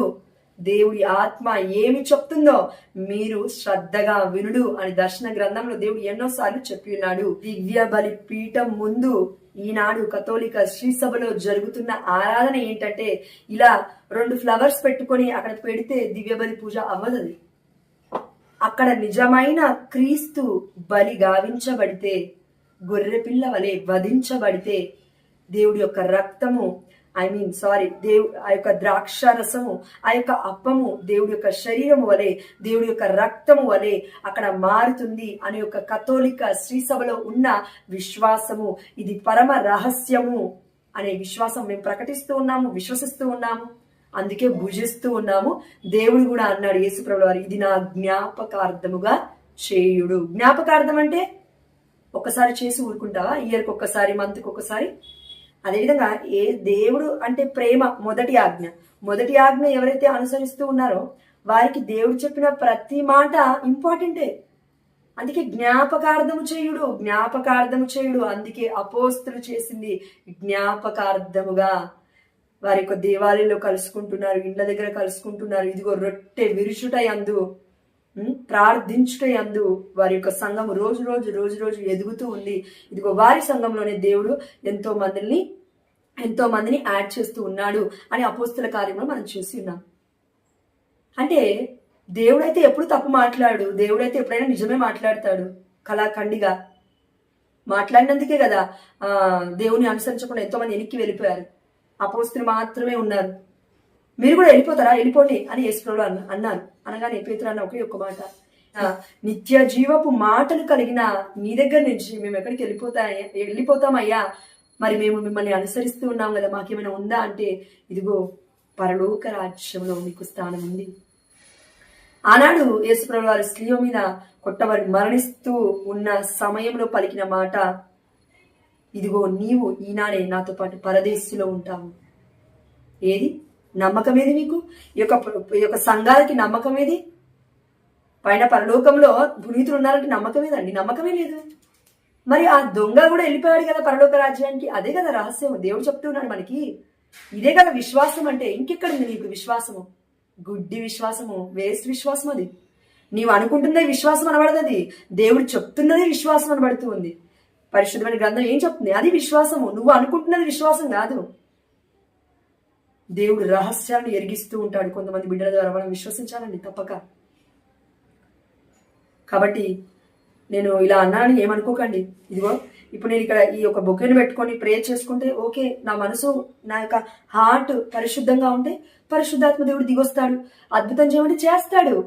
కానీ అక్కడ దివ్య బలి పూజ ఎక్కడ ఉంది? అక్కడ యేసుప్రభుల వారు ఎక్కడ మరణిస్తున్నారు? ఎక్కడ యేసుప్రభుల వారు నా జ్ఞాపకార్థంగా చేయండి అని చెప్పిన మాట మీకు ఎక్కడ కనబడుతుంది? అక్కడ దేవుడి మాటకే వాల్యూ లేదు. చివరిగా చెప్తూ ఉన్న మాట యేసుప్రభుల వారు లేదు. మాటకి వాల్యూ లేదు. మాటకి వాల్యూ లేనప్పుడు, దేవుడి వాక్యానికి వాల్యూ లేనప్పుడు, ఇంకా దేవుడి యొక్క మాటకి విధేయత లేనప్పుడు, ఇంకా నేను దేవుడిని విశ్వసిస్తూ ఉన్నాను, దేవుడి యొక్క బైబిల్ని పఠిస్తూ ఉన్నాను, దేవుడి యొక్క వాక్యాన్ని విశ్వసిస్తూ ఉన్నాను, పరిశుద్ధమైన గ్రంథం మొత్తం నాకు వచ్చు, ఎక్కడెక్కడ ఏం వాక్యాలు ఉన్నాయో నాకు తెలుసు అంటే that's useless. You are also useless. దేవుడి యొక్క చూపులో, దేవుడి కంటి చూపు మెరకు కూడా మనం అందమండి. అంత పాపాత్మలో మనం. ఆ యొక్క తగ్గింపు తత్వం లేదు నీలో. బప్తిస్మా యోహాను గారు అన్నమాట, నా తర్వాత వచ్చేవాడు నాకంటే అధికుడు, నేను ఆయన పాద రక్షకులను మోయుటకు కూడా పాత్రుడని కాదు అని. మరి మీరేంటండి, మేమే పరిశుద్ధులం, మేము కరెక్ట్గా ప్రార్థన చేస్తే పరిశుద్ధమైన పరమ తండ్రి దగ్గరికి వెళ్తుంది, పరలోక రాజ్యానికి చేరుతుంది అంటే చేరుతుంది. అది నీ గొప్పతనం ఏం కాదు, దేవుడి గొప్పతనం అది. దేవుడు అనుగ్రహిస్తే తప్ప నీకేమీ రాదు. కృపా సత్యములు దేవుడు అనుగ్రహిస్తూ ఉన్నాడు. కృప, దేవుడి కృప లేకపోతే నువ్వు ఎన్ని చేసినా వ్యర్థమే. ఒకసారి అడుగు దేవుణ్ణి, అయ్యా నువ్వు ఇవన్నీ చెప్తూ ఉన్నావు, నాతో మాట్లాడయ్యా, నాకు దర్శనం ద్వారా మాట్లాడు, కళ ద్వారా మాట్లాడు. అమ్మ మరి నిజంగా ఉందా? పునీతులు ఉన్నారా? పరలోక రాజ్యంలో దేవదూతలు ఉన్నారా? నాకు చెప్పయ్యా అని అడిగితే దేవుడు నీకు జ్ఞానం ఇచ్చి పరిశుద్ధమైన గ్రంథంలో ప్రతి మాటలో దేవదూతలను చూపిస్తాడు, పునీతులను చూపిస్తాడు, పరమ రహస్యాన్ని నీకు వివరిస్తాడు. ప్రేమ బిడ్డ, ఆమేన్. ఇది నిజము. మీరు నమ్మకపోయినా ఇదే నిజం. కాకపోతే దేవుడి యొక్క సమయము ఆసన్నం అవుతూ ఉంది, రెండో రాకడ రాబోతూ ఉందని దేవుడు చెప్పు ఇంకెన్ని రోజులు ఇలా ఉంటావు, కామ్గా కూర్చోకూడదు. ఎంతమంది నిన్ను దూషించినా సరే, ఎంతమంది వేలెత్తి చూపినా సరే, నువ్వు నా కోసం నువ్వు చెప్పాలి అని దేవుడు ఈరోజు దివ్య బలి పూజకి వెళ్ళి వచ్చిన తర్వాత దేవుడు ప్రేరేపిస్తే without preparation I'm doing this. అయ్యా నువ్వు మాట్లాడించు, నాకు తెలీదు, వాక్యాలు నాకు గుర్తులేవు, కానీ నువ్వేం మాట్లాడిపియాలని నువ్వు ఆశపడుతున్నావు, అది మాట్లాడించు అని నేను కూర్చున్నాను అంతే. కాబట్టి దయచేసి నమ్మండి, వాక్యము వాక్యము వాక్యము దేవుడు కరెక్టే, ఒప్పుకుంటాను. కానీ దేవుడే చెప్తూ ఉన్నాడు, ఆనాడు మన్నాని తిని వారు మరణించారు, కానీ ఈనాడు జీవాహారం నేనే, నన్ను తినేవాడు, నన్ను భుజించేవాడు నిత్యరాజ్యంకి వెళ్తాడు, మీరు నాలో నివసిస్తారు, నేను మీలో నివసిస్తాను, మీరు నిత్య జీవితాన్ని పొందుతారు, మీరు అధికముగా ఫలిస్తారు, నేను లేక మీరు ఏమీ చేయజాలరు. ఫర్ ఎగ్జాంపుల్ ఇది మనకు అర్థం కావాలంటే, కుడి చెయ్యి హోలీ స్పిరిట్ అనుకుందాం, ఎడమ చెయ్యి ఈవిల్ స్పిరిట్ అనుకుందాం. కుడి చెయ్యి నీకేం చెప్తుంది? ఫర్ ఎగ్జాంపుల్ దేవుడు ఎక్కడా చూసిన పరిశుద్ధమైన గ్రంథంలో దేవుడు గుర్తు చేస్తూ ఉన్నాడు ఈ సమయంలో, నా కుడి చేతిని నీకు, నా హస్తాన్ని నీకు తోడుగా పంపిస్తాను, నా కుడి చేతిని నీపై మోపుతూ ఉన్నాను, నా కుడి చేతితో నీ హస్తాన్ని పట్టుకున్నాను. అంటే ఎక్కువ మోస్ట్లీ కుడి చేయి కుడి చేయి కుడి చేయి అని వస్తుంది దేవుడు ఏది చెప్పినా కూడా. అదేవిధంగా కుడి వైపున ఉన్న వారిని దేవుడు గొర్రెలు అని ఆహ్వానిస్తూ ఉన్నాడు. దర్శన గ్రంథంలో కూడా ఇది ఉంది. ఎడమ వైపు ఉన్న వారికి దేవుడు అంత దేవుడి చిత్తాన్ని చేసినట్లుగా దేవుడు చూపించట్లేదు. ఎడమ చేయి గురించి ఎక్కువగా దేవుడు ఎక్కడా కూడా మాట్లాడినట్టుగా నేనైతే చూడలేదు పరిశుద్ధమైన గ్రంథంలో. ఒకవేళ మీరు చూస్తే నాకు ఆ యొక్క బైబిల్ వర్సెస్ ని కామెంట్ రూపంలో తెలియజేయండి. I will also learn. ఓకేనా? Thank you. అయితే దేవుడు ఏమన్నాడంటే, కుడి చేయితో నువ్వు ఏదైతే చేస్తూ ఉన్నావో పుణ్యకార్యాలు ఎడమ చేయికి తెలియకుండా చేయి. ఎందుకన్నాడు దేవుడు? నీ క్రియలు క్రీస్తుని కనపరచాలి, అవునా? ఎస్. ఆ క్రియను చూస్తున్న సాతాను ఓరలేక ఏం చేస్తూ ఉంటాడంటే, నిన్ను ఎలా బాధ పెట్టాలో తెలియక మనుషులను యూజ్ చేసుకుంటా ఉంటాడు. అంటే ఏంటి? నీ యొక్క ఎడమ చెయ్యి అంటే వాళ్ళు నిన్ను ఏమన్నా ఏది చేసినా అసలు నువ్వు పట్టించుకోవాల్సిన అవసరమే లేదు. నా కుడి హస్తం నీకు తోడైంది ప్రియమైన బిడ్డ, నీ ఎడమ హస్తాన్ని నువ్వు చూసుకోవాల్సిన అవసరం లేదు. ఒకవేళ నీ యొక్క ఎడమ హస్తము పాపం చేస్తే, నీ యొక్క ఎడమ కన్ను నీకు పాపం చేస్తే దాన్ని తీసే అంటాడు దేవుడు. అంటే ఏంటి? లిటరలీ కజ్జమని కాదు దానికి అర్థం. పక్కన పెట్టేసేదాన్ని, ఆ మ్యాటర్ని తీసి పక్కన పెట్టేసి నువ్వు పట్టించుకోకు, నేను ఉన్నా కదా నీతో అని చెప్తూ ఉంటాడు దేవుడు. అదేవిధంగా ఈరోజు మనతో చెప్తూ ఉన్నాడు దేవుడు, ప్రియమైన బిడ్డ, ఏ సంఘంలో నువ్వు ఉండాలనుకుంటూ ఉన్నావు? సంఘం కాదు, దేవుడు ఏర్పరిచిన చిత్తం ఏదైతే ఉందో, దేవుడి చిత్తానుసారంగా జీవించాలనుకుంటున్నావా? నీ చిత్తానుసారంగా నువ్వు జీవించాలనుకుంటున్నావా? దేవుడి ఇష్టానుసారంగా నువ్వు పరలోక రాజ్యానికి నేను వెళ్ళాలి అనే నిరీక్షణతో నువ్వు బ్రతుకుతూ ఉన్నట్లయితే ప్రియమైన బిడ్డ, choice is yours. Today you should decide your self. నువ్వు ఈరోజు ఈ సమయంలో ఇప్పుడే నువ్వు ఒక దేవుడితో ఒక నిబంధన చేసుకోవాలి. ఆనాడు దేవుడు మొదటిగా నోవాతో నిబంధన చేసుకున్నాడు, ఇంద్రధనస్సును నిలిపాడు, ఈ లోకాన్ని నేను ఇంకెప్పుడు నాశనం చేయనని. దాని తర్వాత అబ్రహాముతో నిబంధన చేసుకున్నాడు, ఏమని అంటే ఇదిగో నీ సంతతి వారు సున్నతి చేయించుకోవాలి అని. దాని తర్వాత మోషేతో నిబంధన చేసుకున్నాడు, మోషే ద్వారా ఇజ్రాయెల్ ప్రజలతో నిబంధన చేసుకున్నాడు, మీరు ఆజ్ఞలు పాటించాలి అని. దాని తర్వాత ఇంకా వస్తుంటే నూతన నిబంధనకు వచ్చేసరికి ఇది నా శరీరము, ఇది నా రక్తము, నూతన నిబంధనకు నా రక్తము అని యేసుప్రభువు వారు అన్నారు. అంటే ఏంటి? ఇప్పుడు ఈ నిబంధన నువ్వు నేను ఉండాలి. వాళ్ళే దేవుడి యొక్క సంఘము, దైవ సంఘము. ఇదే కథోలిక శ్రీ సభ చెప్తూ ఉంది, ఇదే పాటిస్తూ ఉంది, ఇదే విశ్వాస పరమ రహస్యము. ఇందులోనే మనం ఉండాలి. అందుకే ఒక చిన్న మాట అండి నేను చివరిగా మీకు చెప్పి ముగిస్తూ ఉంటాను. దర్శన గ్రంథము 19వ అధ్యాయము 5వ వచనం చూడండి. అక్కడ గొర్రె పిల్ల వివాహ మహోత్సవం ఉంటుంది. అంతటి సింహాసనం నుండి ఒక స్వరం ఇట్లు వినబడెను, మన దేవుని స్తుతింపుడు, ఆయన సేవకులను ఆయన యందు భయభక్తులు గల పిన్నలు పెద్దలు అందరూ స్తుతింపుడు. ఎక్కడ? దాని తర్వాత 7వ వచనము, మనము ఆనందింతుము సంతోషింతుము ఆయన ఘనతను స్తుతింతుము, గొర్రెపిల్ల వివాహ మహోత్సవము ఆసన్నమైనది, వధువు సిద్ధమైనది. చూడండి, గొర్రెపిల్ల వివాహ మహోత్సవము ఆసన్నమైనది, వధువు సిద్ధమైనది. మామూలుగా బైబిల్ టర్మినాలజీ ప్రకారము గొర్రెపిల్ల అంటే యేసుప్రభుల వారు, మనందరికీ తెలుసు. యేసుప్రభుల వారికి వధువు ఉందా అంటే భార్య ఉందా? లేదు. భార్య ఎవరు అంటే సంఘం. ఇక్కడ ఎవరు? ఆ సంఘం. అన్ని సంఘాలు కావు, అన్ని వర్గాలు కావు, కథోలిక శ్రీ సభ అనే సంఘము. ఎందుకంటే యేసుప్రభుల వారి యొక్క శరీరం నుంచి ఎప్పుడైతే లాంగినెస్ గారు వెళ్ళి ఆ యొక్క సైనికుడు వెళ్ళి పొడవగానే రక్తము నీరు స్రవించింది. అవునా? ఎస్. ఆ రక్తాన్ని, ఆ నీరుని ఎవరైతే విశ్వసిస్తున్నామో, అంటే దేవుడి యొక్క దేహాన్ని శరీరంగా భుజిస్తూ ఉన్నామో, దేవుడి యొక్క రక్తాన్ని పానములాగా స్వీకరిస్తూ ఉన్నామో, ఎవరమైతే దేవుడి యొక్క నూతన నిబంధనకి కట్టుబడి ఉన్నామో వారితో దేవుడు చెప్తూ ఉన్నమాట, ఇదిగో గొర్రెపిల్ల వివాహ మహోత్సవం ఆసన్నమైనది, వధువు సిద్ధమైనది, మనం అందరము లేవనెత్తబడే గుంపులో ఉంటాము. ఎవరమైతే ఇదిగో దేవుడి యొక్క నిబంధనకి లోబడిన వారము, దేవుడి యొక్క నిబంధనని రోజు పాల్గొంటున్న వారము. అయితే కథోలిక శ్రీ సభలో ఇది రోజు జరుగుతుంది కదా దివ్య బలి పూజ. రోజు మనం దివ్య బలి పూజలో పాల్గొన్నప్పుడు దేవుడి యొక్క శరీరాన్ని, రక్తాన్ని భుజిస్తూ ఉన్నాం, పాలన చేస్తూ ఉన్నాం కదా. మరి వేరే సంఘాల్లో, వేరే వర్గాల్లో ఇది లేదు కదా. యేసుప్రభువు వారు నీ గురించి, నా గురించి ఒకేసారి చనిపోయారు. అవును, ఒప్పుకున్నాము. కానీ నువ్వు రోజు పాపంలో పడిపోతున్నావు అంటే యేసుప్రభువు వారు నీ కోసం రోజు చనిపోతున్నట్లే కదా అర్థము. నీ యొక్క పాపాన్ని దేవుడిపై రోజు నువ్వు మోపుతూ ఉన్నావా, లేకపోతే ఒకే సంవత్సరంలో ఒకసారి మోపుతూ ఉన్నావా? లేదు కదా, రోజు మోపుతూ ఉన్నావు. అంటే రోజు దేవుడి కోసం చనిపోవాలి. ఎలా? దివ్య గొర్రె పిల్లవలే బలిపీఠం మీద సాదృశ్యంగా. అదే ఈనాడు కథోలిక శ్రీ సభ చేస్తూ ఉంది, దివ్య బలి పీఠం మీద. అదేవిధంగా దివ్య బలి పీఠం అని ఎక్కడుందండి మరి పరిశుద్ధమైన గ్రంథంలో అంటే కనుక చూడండి, ఇక్కడ దర్శన గ్రంథం 8వ అధ్యాయం చూడండి, 3వ వచనము. సువర్ణ ధూప పాత్రను ధరించిన మరి ఒక దేవదూత బలిపీఠము వద్ద నిలిచెను. అక్కడ పునీతులందరి ప్రార్థనలతో కలుపుటకు అతనికి ఎంతయో ధూపము ఇయ్యబడిను. బలిపీఠం ఉందండి. బలిపీఠం అంటే 2 బొక్కేలు పెట్టుకుంటే బలిపీఠం అవ్వదది. అపోస్తుల విశ్వాసము పైన, హతసాక్షుల విశ్వాసము పైన, దేవదూతల మధ్యస్థ ప్రార్థనల ద్వారా, దేవుడు ఏర్పరిచిన సంఘము ద్వారా. ఏ సంఘము?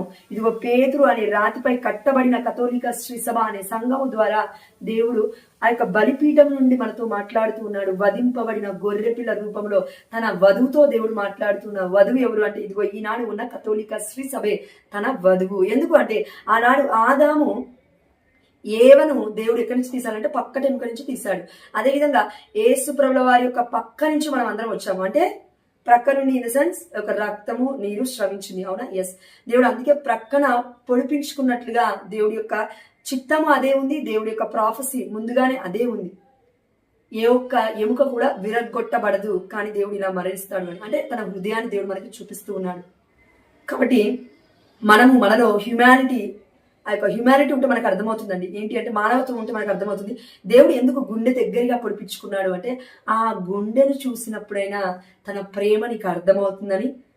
గుండె దేనికండి? రక్త ప్రసరణ చేస్తూ ఉంది. ఆ రక్తం యొక్క నిబంధన నీకు గుర్తొస్తుంది అని.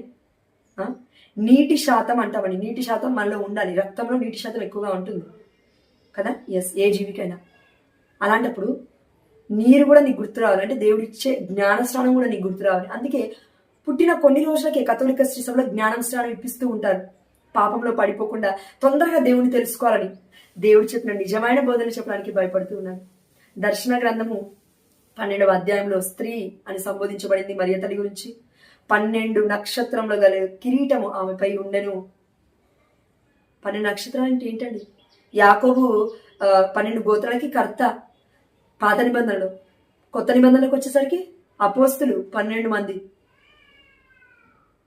అక్కడి నుంచే కదండి సంఘం స్టార్ట్ అయింది. అప్పటికి మీరు కరెక్ట్గా అర్థం చేస్తే అపోస్తులు 12 మందిలో యూదా ఇస్కారియోతు చనిపోయినప్పుడు 12 మందిలో ఒకరు తక్కువైనందుకు మొట్టమొదటిగా లేచి ఆ యొక్క పేతురు గారు అడుగుతూ ఉన్నారు, ఇదిగో మనలో ఒకరు తక్కువయ్యారు, ఇప్పుడు మనకి ఒకరు కావాలి అని. వారు ఓన్గా తీసుకోలేదండి.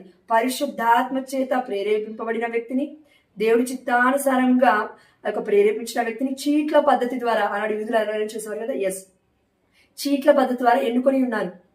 అందుకే 12 మంది ఉన్నారు. ఎందుకు 12 మంది ఎందుకు ఉండాలి? 13 మంది ఎందుకు ఉండొద్దు? అపోస్తులంటే దేవుడికి తెలీదా? యేసు ప్రభువు వారు కొండపైకి వెళ్ళి ప్రార్థన చేసుకుని వచ్చిన తర్వాత అపోస్తులను ఎన్నుకున్నారు 12 మందిని. అదేవిధంగా ఆనాడు యూదా ఇస్కారియోతు ఏ విధంగా అయితే ఆ 12 మందిలో ఒక లూసిఫర్ లాగా తయారయ్యారో, అదేవిధంగా ఈనాడు కథోలిక శ్రీ సభలో ఒక వ్యక్తి ద్వారా ఒక కథోలిక శ్రీ సభలో నుండి బయటికి వెళ్ళిపోయిన వర్గము అనేది అది కూడా ఒక సంఘం లాగా ఏర్పడిపోయింది. వారు ఎవరైనా పర్లేదు, సారీ, కానీ వి కెన్ సే అనదర్ యూదా ఇస్కారియోత్ అని, లూసిఫర్. దేవుడి సంఘం నుంచి వెలివేయబడ్డవాళ్ళు. కాబట్టి ఐక్యత కోరుకుంటుంది దేవుడి యొక్క ఆత్మ, డివిజన్ కోరుకుంటుంది సాతాను ఆత్మ. బిడ్డ, నువ్వు ఏ ఆత్మలో ఉన్నావు, ఏ ఆత్మ నడిపింపులో ఉన్నావు, ఏ వర్గంలో ఉన్నావు, లేకపోతే దేవుడి యొక్క సంఘంలో ఉన్నావు నువ్వు గుర్తుపెట్టుకోవాలి. అన్ని సంఘాలు అనబడవండి, దేవుడి మాత్రమే దైవ సంఘము. దేవుడి దగ్గర నుంచి విడిపోయి నాకు ఇష్టం వచ్చినట్లు జీవిస్తా, నాకు 10వ వంతు కావాలి, నా యొక్క లైఫ్ బాగుండాలి, నాకు భార్యలు కావాలి, పిల్లలు కావాలి, నేను దేవుడికి కట్టుబడి ఉండను, యేసుప్రభుల వారి లాగా జీవించను, నేను ప్రధాన యాజకుల్లాగా ఉండను అని నాకు ఇష్టం వచ్చినట్లు నేను పెళ్లి చేసుకుంటూ బ్రతుకుతాను అంటే దట్స్ నాట్, తప్పది, చాలా తప్పది. ఓకే, ఇప్పుడు నేను బోధిస్తూ ఉన్నాను, నాకు పెళ్ళైంది, కానీ నేను ఎక్కడికి వెళ్ళాలి? కథోలిక శ్రీ సభ దగ్గరికి వెళ్ళాలి. నాకు ఇప్పుడు వాక్యం వచ్చింది కదా అని నేను బయటికి వెళ్ళి ఇప్పుడు నాకు ఒకవేళ మా ప్రేయర్ గ్రూప్స్ లో ఒక 50 నుంచి 70 మంది ఉంటారు. ఆ 50 మందిని 70 మందిని నేను బయటికి తీసుకెళ్ళి ఒక సంఘాన్ని ఏర్పరచుకొని, ఒక ఇల్లు కట్టుకొని, లేకపోతే ఒక సమూహాన్ని ఏర్పరచుకొని అక్కడ ఆరాధన స్టార్ట్ చేస్తే ఆరాధన ఉండిపోతుంది అక్కడ. ఏది దేవుడు ఏర్పరిచిన సత్యం ఏది? దేవుడు చెప్తున్న బోధనలు ఏది? దేవుడు ఇస్తున్న జీవం ఏది? దేవుడు మార్గము అని చెప్తున్న మార్గాన్ని చూపించే మాటలు ఏవి? ప్రియమైన బిడ్డ, దేవుడిని నువ్వు దూషిస్తూ ఉన్నావు, దేవుడు నిత్య అగ్నికి నేను గురి చేస్తాడు. ప్రియమైన బిడ్డ, దయచేసి మీ అందరికి నేను దండం పెడుతున్నాను, దయచేసి ఈ వీడియో షేర్ చేయండి ఎంతమందికి వీలైతే అంతమందికి. నిజమైన బోధనలు వెళ్ళట్లేవు ముందుకి. ఎందుకు అనంటే సాతాను అలా యూజ్ చేసుకుంటున్నాడు ప్రతి ఒక్కరిని. వద్దు, ఈ వీడియో యూస్ఫుల్ కాదు, నువ్వు షేర్ చేయాల్సిన అవసరం లేదు. దేవుడికి వారికి సంబంధమే లేదు, ఆయన కూడా ఏదో మాట్లాడుతూ ఉంటారు, వారి యొక్క వీడియోస్ షేర్ చేస్తారు. ఎందుకు అంటే అంతే, ఇంకా అది సాతాను వర్క్. మంచి కంటే చెడే ఎక్కువ తొందరగా వ్యాప్తి చెందుతుంది, స్ప్రెడ్ అవుతుంది. చూడండి, మన నోటి మాటలు కూడా మంచి మాటల కంటే ఎక్కువగా నెగిటివ్ మాటలు ఎక్కువ స్ప్రెడ్ అవుతూ ఉంటాయి. అందుకే నాలుక నోటిలో జీవన్ మరణాన్ని దేవుడు పెట్టినాడు. సామెతల గ్రంథం 18వ అధ్యాయం 21వ వచనంలో దేవుడు చెప్తూ ఉన్నాడు. ప్రేమైన బిడ్డ, నువ్వు నిజమైన బోధన తెలుసుకోవడమే కాదు, ఇటు వారికి నువ్వు ప్రకటించాలి. నువ్వు ప్రకటించకపోయినా పర్లేదు, కనీసం ఇట్లా చేస్తున్న వారికైనా నువ్వు గుక్కడి నీళ్ళిచ్చినా దేవుడు ఆశీర్వదిస్తాడు. ప్రియమైన బిడ్డ, ఆమేన్. కాబట్టి దయచేసి షేర్ చేయండి. కాబట్టి మనము ఆత్మ పరిశీలన చేసుకోవాలండి. మత్తయి సువార్త 25వ అధ్యాయము 31వ వచనం చూడండి. తుది తీర్పు అని ఉంటుంది అక్కడ. అంటే దేవుడి యొక్క రాకడ, దేవుడు మనల్ని తీర్పు తీర్చే దినము రోజు రాబోతుంది. అయితే ఆ రోజు ఎలా ఉండబోతుందో దేవుడు చెప్తున్నాడు. మనుష్య కుమారుడు సమస్త దూతల సమేతముగా, దూతలతో పాటు వస్తూ ఉంటాడు.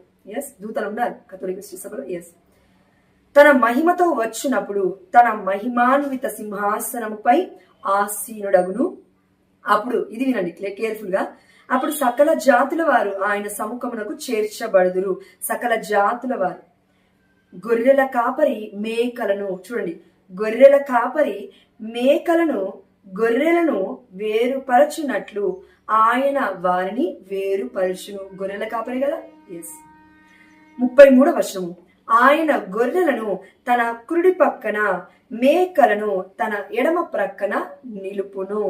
అప్పుడు రాజు తన కుడి పక్కన ఉన్న వారితో, నా తండ్రిచే దీవింపబడిన వారలారా రండు, ప్రపంచ ప్రారంభము నుండి మీకై సిద్ధపరపబడిన రాజ్యమును చేకొనుడు. ఏలైనా నేను ఆకలి కొనినప్పుడు మీరు రాజ్యమును చేకొనుడు. ఎవరితో చెప్తున్నారు దేవుడు అనంటే, ఇదిగో కుడి పక్కన ఉన్న గొర్రె పిల్లలతో చెప్తూ ఉన్నాడు, తన యొక్క సంఘముతో చెప్తూ ఉన్నాడు దేవుడు. తన మాటలకి ఎవరైతే విధేయత చూపించారో వారితో దేవుడు చెప్తున్నారు. అంటే ఎడమ పక్క వాళ్ళకి ఏం చెప్తున్నారు మనందరికి తెలుసు.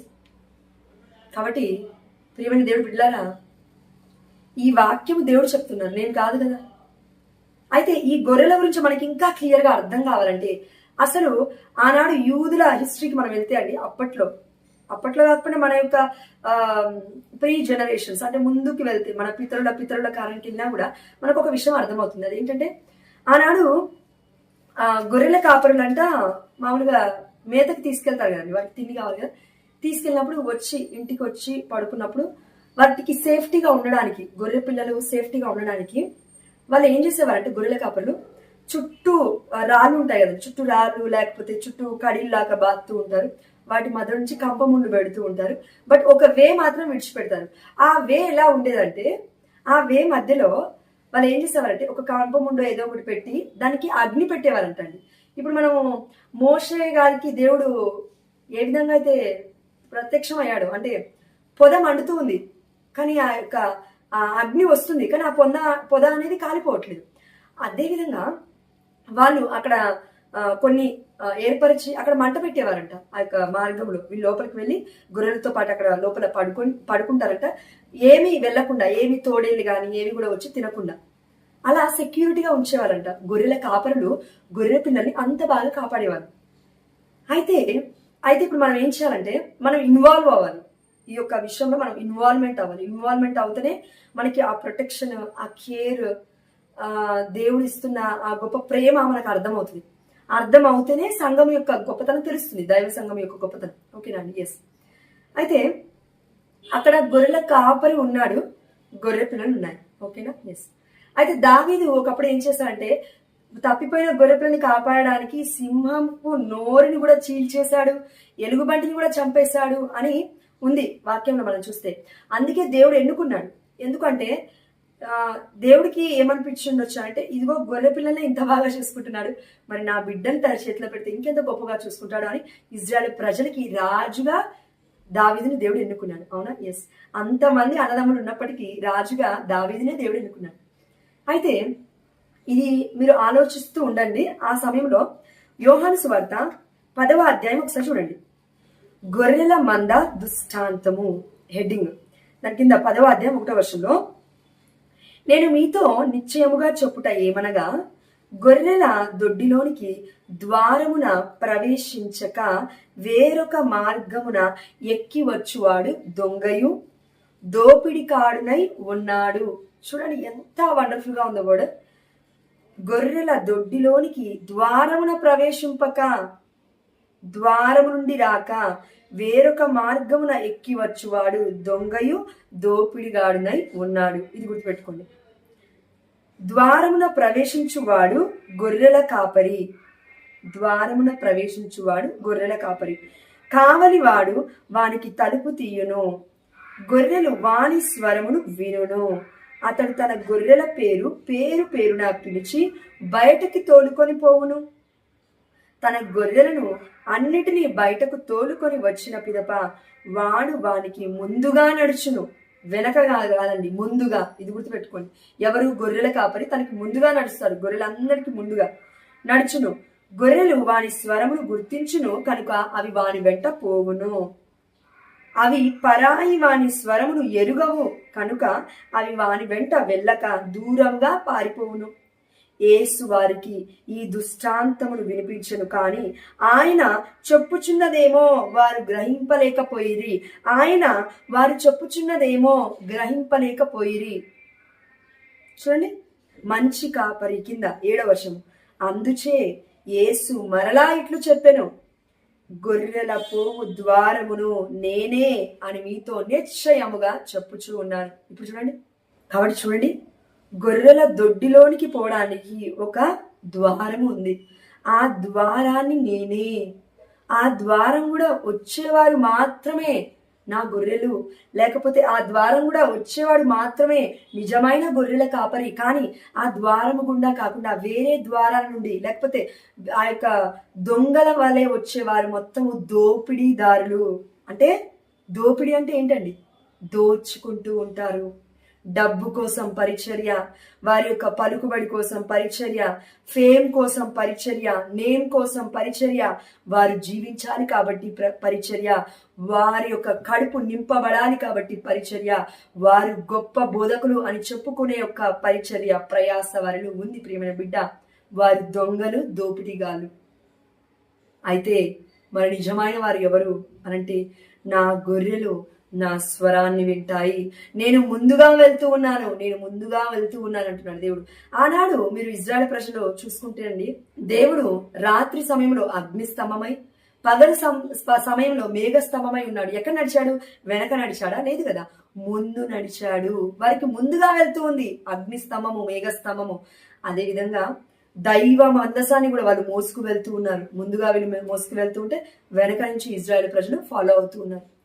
దేవుడి సన్నిధి, దైవ సన్నిధి, దేవుడు, దైవ సంఘము, దేవుడి యొక్క మార్గము ఎప్పుడూ కూడా నీకు ముందుగానే ఉంటుంది, వెనకుండదండి.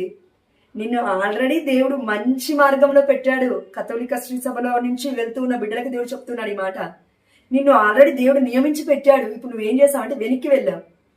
వెనక్కి వెళ్ళి దొంగలని, దోపిడీ వాళ్ళని నమ్ముకుంటూ, నీకున్నదంతా అమ్ముకుంటూ, పరలోక రాజ్యం లేదని అనుకుంటూ, ఆమె మరియతల్లి లేదని కింద మీద పడుతూ, అసలు పునీతుల ప్రార్థనలు లేవని వారిలాగానే జీవిస్తూ, దేవదూతలు లేరు అని అనుకుంటూ జీవిస్తూ ఉన్నావు ఈరోజు నువ్వు నేను. మనం అందరం ఎవరైతే కథోలిక శ్రీసభని విడిచిపెడుతూ ఉన్నారు.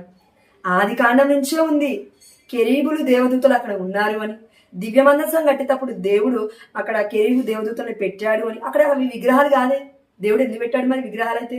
ఇప్పుడు మన కళ్ళ ముందు ఉన్న ప్రతిరూపాలు, ఆ యొక్క రూపము, ఆ యొక్క స్వరూపము విగ్రహాలైతే దేవుడు ఎందుకంటే అద్భుతాలు చేస్తూ ఉన్నాడు. కథోలిక శ్రీసభలో ఎంత గొప్ప అద్భుతాలు! దివ్య మందసం ముందు చేస్తూ ఉన్నాడు దేవుడు. దివ్య మందసం లేదు ఎక్కడ?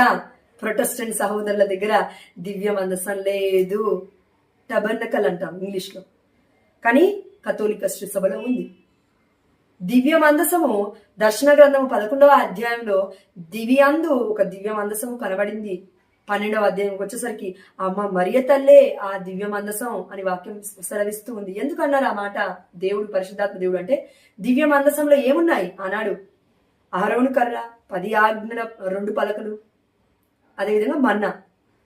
ఇప్పుడు మరియ తల్లి గర్భం నుండి వచ్చిన యేసుప్రభుల వారు ఎవరండి? మనం భోజ్యముగా రక్తముగా స్వీకరిస్తున్నాం, పానము చేస్తున్నాం అంటే మన్నా. ఆనాడు మన్నా, ఈనాడు యేసుప్రభుల వారు నూతన నిబంధన. అదేవిధంగా అహరోను కర్ర అక్కడ చూసుకుంటే యాజకత్వానికి సింబల్గా, ఇక్కడ మన యేసుప్రభుల వారు ప్రధాన యాజకుడిగా. అక్కడ 2 ఆజ్ఞలు పలకలు, ఇక్కడ 2 మాటలు మాత్రమే ఆజ్ఞలు. అవేంటి అని అంటే, ఇదిగో నన్ను ప్రేమించు పూర్ణ హృదయంతో, పూర్ణ ఆత్మతో, పూర్ణ శక్తితో. దాని తర్వాత నీ యొక్క పొరుగు వారిని ప్రేమించు, నిన్ను నీవు ఎలా ప్రేమించుకుంటున్నావు ప్రియమైన బిడ్డ.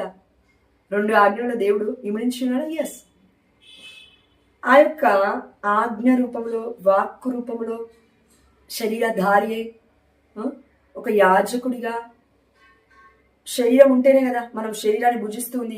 ఈనాడు కథోలిక శ్రీసభలో అప్పాన్ని మనకు చూపిస్తున్న కథోలిక శ్రీసభలో ఆ శరీరం ఎక్కడి నుంచి వచ్చింది? అమ్మ మరియ తల్లి యొక్క గర్భం నుంచి వచ్చింది. ఆ రక్తము ఎలా వచ్చింది అని అంటే, అమ్మ మరియ తల్లిలో గర్భం ఏర్పడి రక్తం పంచింది, గుండె నుంచి రక్త ప్రసరణ జరిగింది. ఆ రక్తం ఇప్పుడు మనం చూస్తూ ఉన్నాము యేసుప్రభువు వారు మరణించినప్పుడు. అహరోను కర్ర అంటే యాజకుడు, ప్రధాన యాజకుడు మన యేసుప్రభువు వారు. అందుకే దివ్య మందసము కనబడింది. ఎక్కడో ఓల్డ్ టెస్టమెంట్ లో కనబడకుండా పోయిన దివ్య మందసము పరలోక రాజ్యంలో దర్శన రూపంలో యోహాను గారు చూస్తూ ఉన్నారు. అది మనకు చెప్తూ ఉన్నారు. మరియ తల్లి ఆ యొక్క దివ్య మందసం. ఇంకెక్కడ ఉంటుంది మరియ తల్లి? నీ కళ్ళ ముందు ఉంటుందా ఏంటి? మరియ తల్లి భూలోక రాజ్యంలో చాలా బ్రతికి పరిశుద్ధురాలిగా బ్రతికింది. కాబట్టే దేవుడు చిన్న ఏజ్లోనే ఎన్నుకొని కన్యగా ఉన్నప్పుడే గొప్ప ఆశీర్వాదాన్ని ఇచ్చి, కొన్ని రోజుల తర్వాత యేసుప్రభువు మరణించిన తర్వాత అమ్మ మరియ తల్లి పరలోకానికి కొనుపోబడింది. ఇది పరమ రహస్యము. ఇది కథోలిక శ్రీసభ విశ్వసిస్తుంది. నువ్వు కూడా విశ్వసించాలి. ఎందుకంటే ఆనాడు ఏలియాని దేవుడు రథముల ద్వారా తీసుకెళ్ళలేదా? అదేవిధంగా అమ్మ మరియ తల్లిని కూడా దేవుడు కృప చొప్పున తీసుకువెళ్ళి ఉన్నాడు.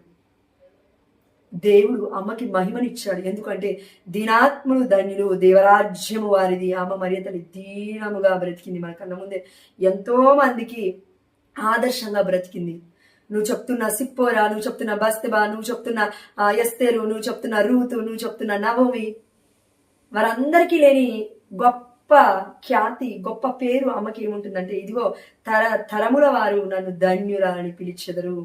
ఆత్మ ప్రేరేతురాలైన పరిశుద్ధాత్మ దేవుడి చేత పలకబడిన ఇదిగో నా ప్రభు తల్లి నా వద్దకు వచ్చటకు నాకు ఎలాగ ప్రాప్తించను అని లూకా సువార్త 1వ అధ్యాయంలో మనం చూస్తున్నాం. 43-44 వచనాలను అనుకుంటాను. దేవుడి తల్లి, mother of God, it's not simple thing. దివ్య మందసము వలె అమ్మ మరియ తల్లి కనబడింది. అందుకే అమ్మ మరియ తల్లి పరలోక రాజ్యంలో యేసుప్రభువు వారి పక్కనే ఉంది అనే వీడియో కూడా నేను చేస్తున్నాను. ఎందుకంటే బస్తెబాని ఎంతో గొప్ప జ్ఞానవంతుడైన సొలొమోను తన తల్లి రాగానే లేచి అమ్మకి తన పక్కనే సింహాసనం వేసి కూర్చోబెట్టుకునేదా ఈ లోకంలో. మరి తల్లిదండ్రుల్ని గౌరవించు వారు దీర్ఘాయుష్మంతులు అవుతారు అని దేవుడే స్వయంగా చెప్తూ ఉంటే, మరి దేవుడే ఆ ఆజ్ఞ పాటించకపోతే మరి మరియ తల్లి పరలోక రాజ్యంలో ఉండదు అని నువ్వు నేను ఎలా అనుకుంటాం? అమ్మ మరియ తల్లి పరలోక రాజ్యంలో ఉంది. దర్శన గ్రంథంలో దేవుడు అదే చెప్తున్నాడు. కాబట్టి పునీతుల్ని హతసాక్షుల్ని, కామన్ పీపుల్ అయిన మనల్ని మంచిగా బ్రతికితే దేవుడు పరలోక రాజ్యంలో ఒక వేగు చుక్కవలే నేను నిన్ను పెడతాను అని దర్శన గ్రంథంలో దేవుడు చెప్తూ ఉన్నాడు. మరి అలాంటిది మనమే అంత గొప్ప స్థితిలో ఉంటే అమ్మ మరియ తల్లి పరిశుద్ధురాలైన మన తల్లి కాలి గోటికి కూడా మన పరిశుద్ధత పనికిరాదు, మన ఆలోచనలు పనికిరావు, మన చూపులు పనికిరావు, మన తలాంతులు పనికిరావు, మన జీవితమే పనికిరాదు. అసలు మన జీవితం తరతరాలు మొత్తం అమ్మ మరియ తల్లిని ధన్యురాలని పిలిచినా కూడా మన జీవితానికి ఒక సార్థకం అనేది ఉండదు. అలాంటిది అంత పాప జీవితంలో బ్రతుకుతున్న మనకే ఇంత గర్వము అహంకారం ఉంటే మరి దేవుడికి ఎంత అధికారం ఉంది నిన్ను నన్ను నిత్య అగ్నికి తీసుకువెళ్ళి ఆడ పడేయడా దేవుడు? పడేస్తాడు. ఎప్పుడైతే నువ్వు అబద్ధ బోధనలు చేస్తావో, సత్యాన్ని పక్కకు పెట్టి నీకు నచ్చిన దాన్ని బోధిస్తావో దేవుడు ఊరుకోడు. ప్రియమైన బిడ్డ, దేవుడు నిన్ను గద్దిస్తూ ఉన్నాడు, ఈనాడు హెచ్చరిస్తూ ఉన్నాడు, ఇదిగో ఖండిస్తూ ఉన్నాడు నీ అసత్య బోధనను. నిజంగా అమ్మ మరియ తల్లి ఉంది. ఇదే విశ్వాసము. పరిశుద్ధమైన గ్రంథంలో, దర్శన గ్రంథంలో దేవుడు 12వ అధ్యాయంలో తెలియజేస్తున్నాడు. అమ్మ మరియ తల్లి 12 నక్షత్రాల కిరీటం అంటే ఇక్కడ అపోస్తుల యొక్క పరిచయం నుంచి మనం చూడొచ్చు. వారు పూజిస్తూ ఉన్నప్పుడు, వారు అక్కడ పరిశుద్ధాత్మ కోసం ప్రార్థిస్తూ ఉన్నప్పుడు అమ్మ మరియ తల్లి వారి దగ్గరే ఉంది. మీరు కరెక్ట్ గా అబ్జర్వ్ చేస్తే, నన్ను అడిగితే, నా యొక్క పర్సనల్ ఎక్స్పీరియన్స్ అడిగితే, అమ్మ మరియ తల్లి నాతోటి ఎప్పుడైతే ఉంటుందో సన్నిధి, అమ్మ నా కోసం ప్రార్థించు, పరిశుద్ధాత్మ దేవ నాతో ఉండు, అమ్మ మరియ తల్లి మీలో పరిశుద్ధాత్మ దేవుడు ఉన్నాడు, నాకు సాయం చేయి అనగానే she will come near to me. నా దగ్గర చేరుకుంటుంది. అమ్మ I'm here with you, you can do, నేను నీతో ఉన్నాను, నువ్వు చేయొచ్చు, నువ్వు చెప్పు అని చెప్తూ ఉంటుంది మరియ తల్లి. ఎందుకు ఇది సాధ్యపడింది అంటే, ఆనాడు మరియ తల్లి అందరినీ తీసుకువెళ్ళి ఆ రూమ్ లో ఉంచినట్లుగా, అక్కడ వారందరినీ గ్యాదర్ చేసినట్టుగా, వాళ్ళు ప్రార్థించినప్పుడు అగ్ని నాలికలోని పరిశుద్ధాత్మ దేవుడు దిగి వచ్చినట్టుగా పెంతెకోస్తు పండుగ ఒక గొప్ప పండుగ కథోలిక శ్రీ సభకి, ప్రపంచానికి మొత్తానికి. పెంతెకోస్తు పండుగ లేకుండా, కథోలిక శ్రీ సభ లేకుండా ఇప్పుడు వచ్చిన వర్గాలు ఎక్కడి నుంచి వచ్చాయి నాకు అర్థం కాదు. దేవుడు రండి రండి ఐక్యం అవ్వండి అంటుంటే, లేదు మేము పోతాము, గొర్రెలాగా కాదు మేము మేకల్లాగా జీవిస్తాము, ఎడమ వైపు నుండి మేము వస్తాము అని అన్నట్టుగా మీరు జీవిస్తూ ఉన్నారని దేవుడు పలుకుతూ ఉన్నాడు ఈ సమయంలో. కాబట్టి మరియ తల్లి సన్నిధి ఉన్నప్పుడు పరిశుద్ధాత్మ దేవుడు ఎందుకు వస్తాడు అని అంటే నేను చెప్తాను. ఒకటి కారణం, పరిశుద్ధమైన గ్రంథంలో మొట్టమొదటి అద్భుతము అమ్మ మరియ తల్లి గురించి దేవుడు చేశాడు. యోహాను సువార్త 2వ అధ్యాయం అనుకుంటాను కదండి, కానాపల్లి విందులో. నా సమయం ఇంకనూ రాలేదు అని అన్నప్పటికీ అమ్మ మరియ తల్లి అడిగింది కాబట్టి, ఇదిగో మరియ తల్లి చెప్తుంది సేవకుల దగ్గరికి వెళ్ళి ఆయన చెప్పినట్లు చేయండి అని అంది. అంతగా నేను చెప్పినట్టు చేయండి అని అనలేదండి మరియ తల్లి. అది మీరు అర్థం చేసుకోవాలి. తన కుమారుడి వైపు నడిపిస్తుంది అమ్మ. మరి మీరు ఏ వైపు నడిపిస్తున్నారయ్యా ప్రియమైన పాస్టర్లు, ఆయన పాస్టర్ అమ్మలు, లేకపోతే ఇంకా ఏ ఇతర వర్గాలైనా? అమ్మ మరియ తల్లి వైపు చూపిస్తున్నామని డైవర్ట్ చేస్తున్నాడు జనాలందరినీ. అమ్మ మరియ తల్లి ఏం చెప్తుంది? యేసు ప్రభువు వారు చెప్పినట్లు చేయండి అని చెప్తుంది. అదే మేము చెప్తూ ఉన్నాం. పాస్టర్ని మధ్యస్థ ప్రార్థన అడిగితే తప్పు లేదా? ఈ లోకంలో ఉన్నవారిని, పరలోక రాజ్యంలో ఉన్నవారిని మధ్యస్థ ప్రార్థన అడిగితే తప్పు వచ్చిందా? అయ్యో, నిత్య జీవితపు మాటలు గలవాడు అయ్యా అని ఒకసారి దేవుని అడగండి, దేవుడు ఎక్స్ప్లెయిన్ చేస్తాడు మనకి. ఆయన ఇంకొకటి ఏంటంటే, కానపల్లి విందు అయిపోయింది, ఓకే, అద్భుతం జరిగింది. అక్కడ కేవలం 6 రాతి బాణలు మాత్రమే ఉన్నాయి. ఎక్కడ? కానపల్లి విందులో. ఆ యొక్క 7వ రాతి బాణ ఎవరు అంటే, అక్కడ ఉంటుంది కదండి కుండలాగా, అవి వాటర్ నింపుతూ ఉన్నారు కదా రాతి బాణలలో. అక్కడ పూర్ణము అనేది కాబడలేదు. ఇంకా అక్కడ అద్భుతం అనేది జరిగింది కరెక్టే, కానీ అక్కడ దేవుడు మనకే రివీల్ చేస్తున్నాడు. అంటే 7వ రాతి బాణ నువ్వే. ఏంటి అంటే, నీవును అలా నీటితో నింపబడాలి, అంటే పరిశుద్ధాత్మ దేవుడితో నింపబడాలి. అప్పుడే నీకు అర్థమవుతుంది మరియ తల్లి ఏం చెప్తుంది అని, దేవుడు ఎంత గొప్ప కార్యము చేశాడు కానాపల్లి విందులో అని. అక్కడ 7వ రాతి బాణ నీవే, మారాల్సింది నీవే అని దేవుడు మనకి చెప్తూ ఉన్నాడు ప్రియమైన బిడ్డ. అంటే అక్కడ అమ్మ మరియ తల్లి మధ్యస్థ ప్రార్థన ఉంది. ఇది నీకు అర్థం కావాలి, రిక్వెస్ట్ చేసింది. అయితే ఈ సమయంలో ఒకసారి దర్శన గ్రంథం 12వ అధ్యాయం ఒకసారి చదువుతారండి, దయచేసి వినండి. స్త్రీ సర్పము అని ఉంటుంది 1వ అధ్యాయం. అంతటా దివ్యాందు అంటే పరలోకంలో అండి, దివ్యాందు ఒక గొప్ప సంకేతము గోచరించెను, ఒక స్త్రీ దర్శనము ఇచ్చెను. దర్శనం అంటే ఏంటండి? దైవ సంభూతులే దర్శనం ఇస్తారు. డివినిటీ, దైవత్వం కలిగిన వారు దర్శిస్తేనే అది దర్శనం అంటారు. అంటే అమ్మ మరియ తల్లి దైవ సంభూతురాలు. ఆమె వస్త్రములు చంద్రుడు ఆమె పాదముల క్రింద ఉండెను, ఆమె శిరముపై 12 నక్షత్రముల గల కిరీటము ఉండెను. యాక్చువల్ గా మనం ఆదికాండంలో చూస్తే చంద్రుడు సూర్యుడు ఎవరు చేశారంటే దేవుడు చేశారు. వెలుగు కలుగును గాక అంటే వెలుగు పుట్టింది 3వ అధ్యాయంలో, కానీ దేవుడు సూర్య చంద్రుల్ని చేసింది 1వ అధ్యాయం 17-18 వచనాలలో. అంటే వెలుగు దేవుడి మాట చొప్పున పుట్టింది. సూర్యుడు పుట్టాడు కాబట్టి పుట్టలేదు. అదేవిధంగా నీకు నాకు ఈరోజు బుద్ధి మందగిస్తూ ఉన్నప్పుడు దేవుడు వెలుగు కలుగును కాక అంటే వెలుగు పుడుతుంది. ఎలా అంటే ఇదిగో మన యొక్క హృదయాలలో, మన జీవితాలలో దేవుడు వాక్యాన్ని బోధిస్తున్నాడు. కానీ మనలో మార్పు జరగాలని దేవుడు కోరుకుంటున్నాడు. దేవుడు మనకి చెప్తూనే ఉంటాడు. నిజమైన బోధనలే చెప్తాడు. కానీ మనలో మార్పు లేకపోతే, మనలో ఆ యొక్క గ్రహింపు లేకపోతే దేవుడు ఏం చేస్తాడండి? మొండిగా నేను ఎవరో చెప్పింది, ప్రొటెస్టెంట్ చెప్పిందే నేను వినాలి, క్యాథలిక్ చెప్పింది నేను వినొద్దు, దురద చెవులతో గలిగిన చెవులతో నువ్వు జీవిస్తుంటే దేవుడని ఏం చేస్తాడు? వీరికి చెవులు ఉంటాయి, వినరు. వీరు చూస్తారు కానీ చూడలేరు.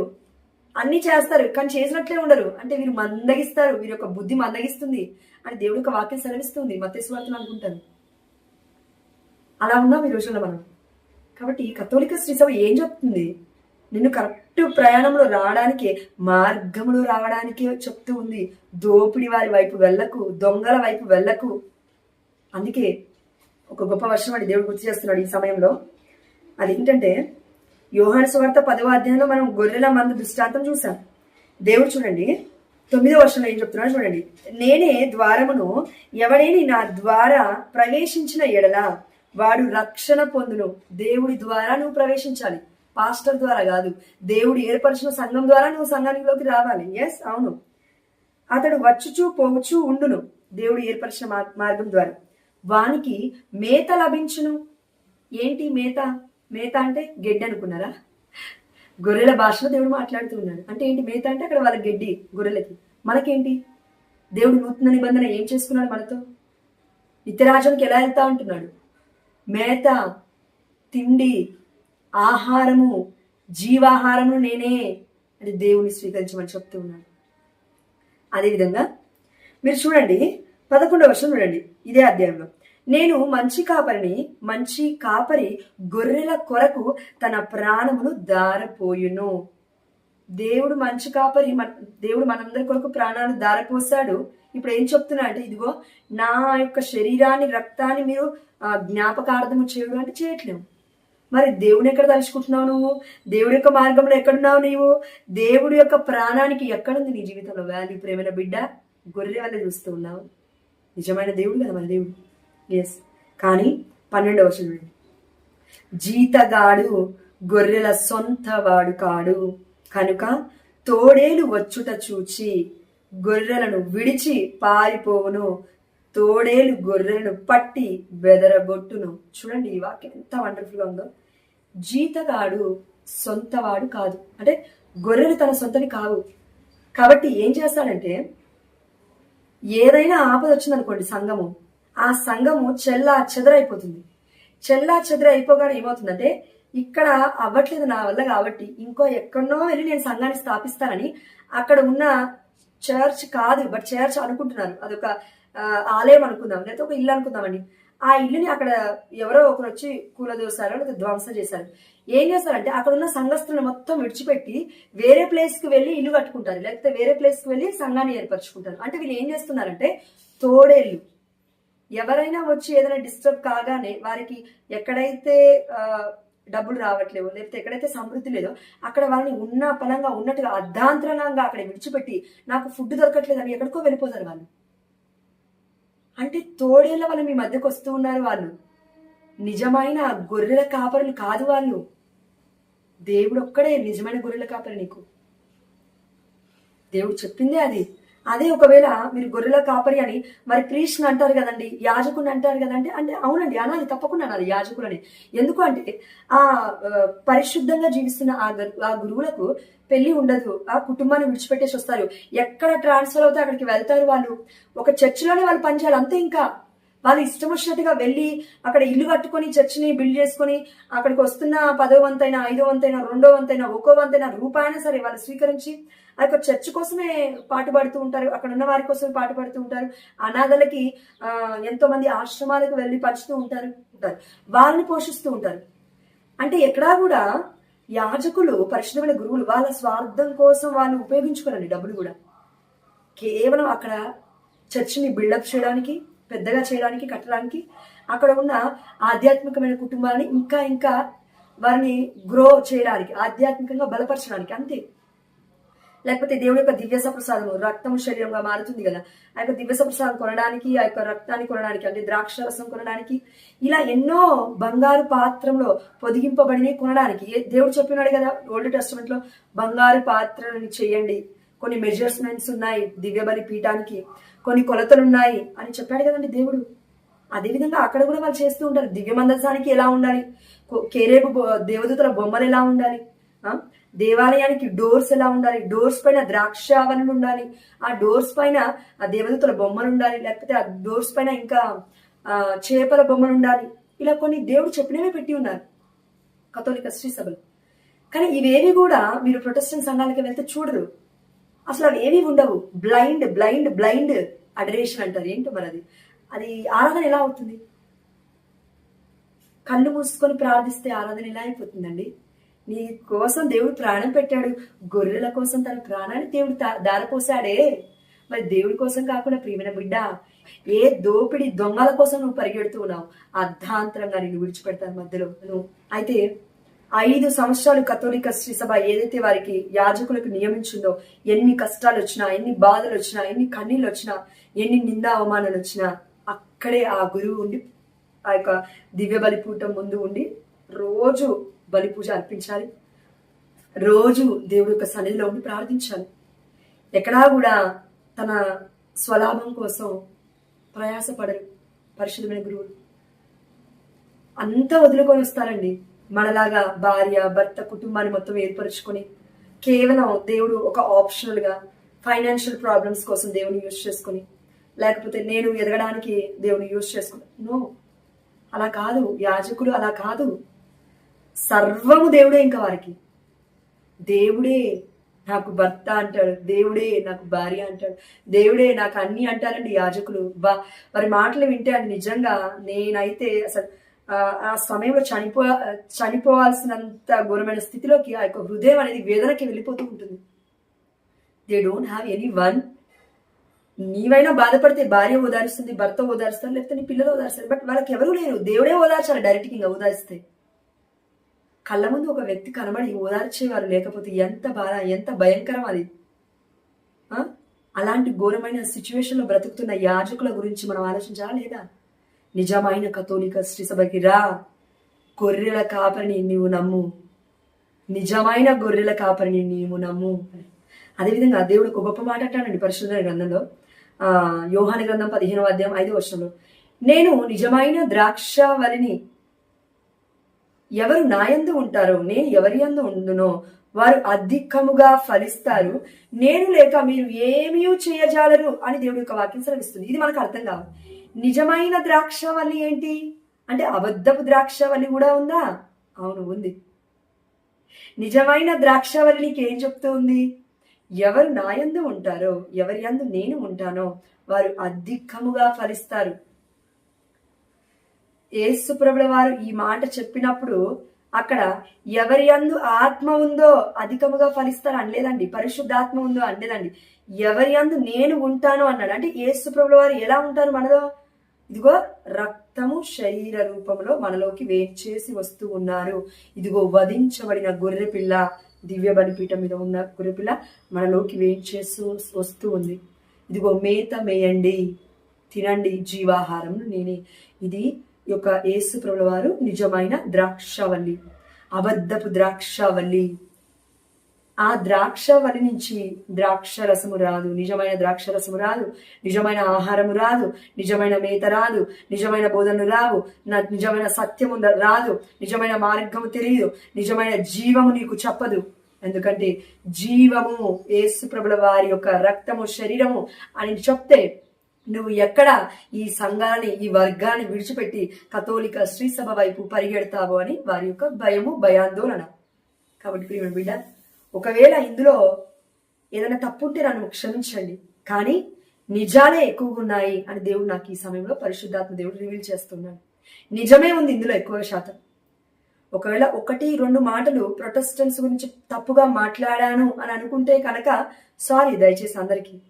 కానీ నిజమే మాట్లాడాలి. అది నిప్పు వంటిది. అబద్ధాన్ని ఖండించాలి.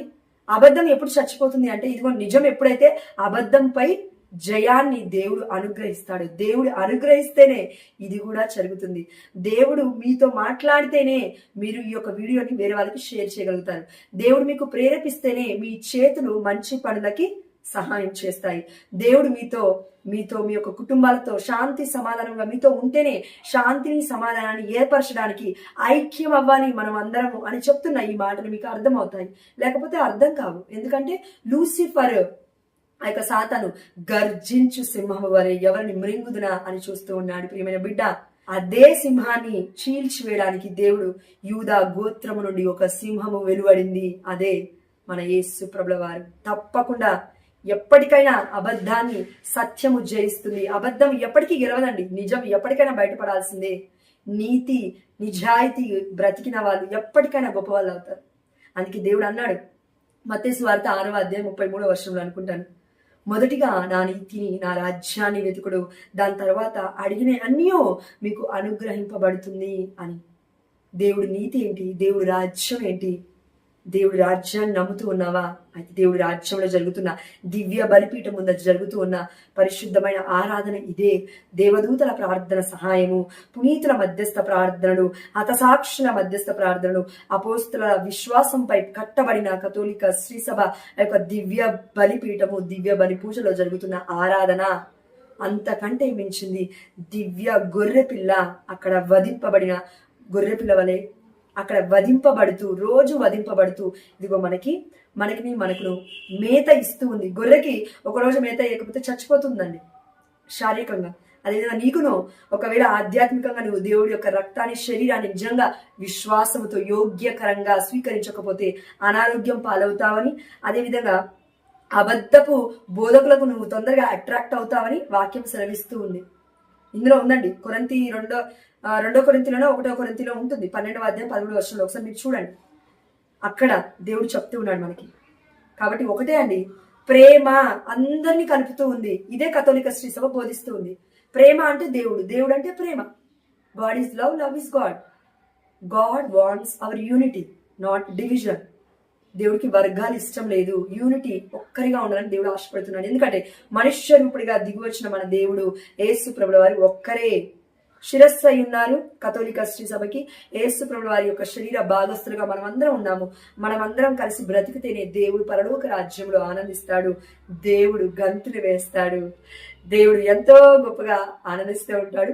అదేవిధంగా పరలోకంలో ఉన్న దేవదూతలు కూడా ఎంతో ఆనందిస్తారు. ఎందుకంటే ఒక పాపి హృదయము మారితే 99 గొర్రెల కంటే ఒక్క గొర్రె పిల్ల హృదయం మారితేనే దేవుడు పరలోకమందున్న దేవదూతలు ఎంతగానో ఆనందిస్తారంట. అంటే సెలబ్రేట్ చేసుకుంటూ ఉన్నారు వారు, పండగ చేసుకుంటూ ఉన్నారు వారు.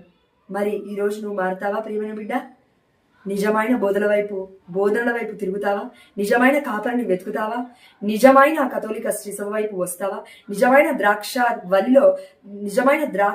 వలిలో కట్టబడతావా? ఇదిగో నిజమైన దేవుడి యొక్క సత్యమైన కృపా సత్యములను విశ్వసిస్తావా?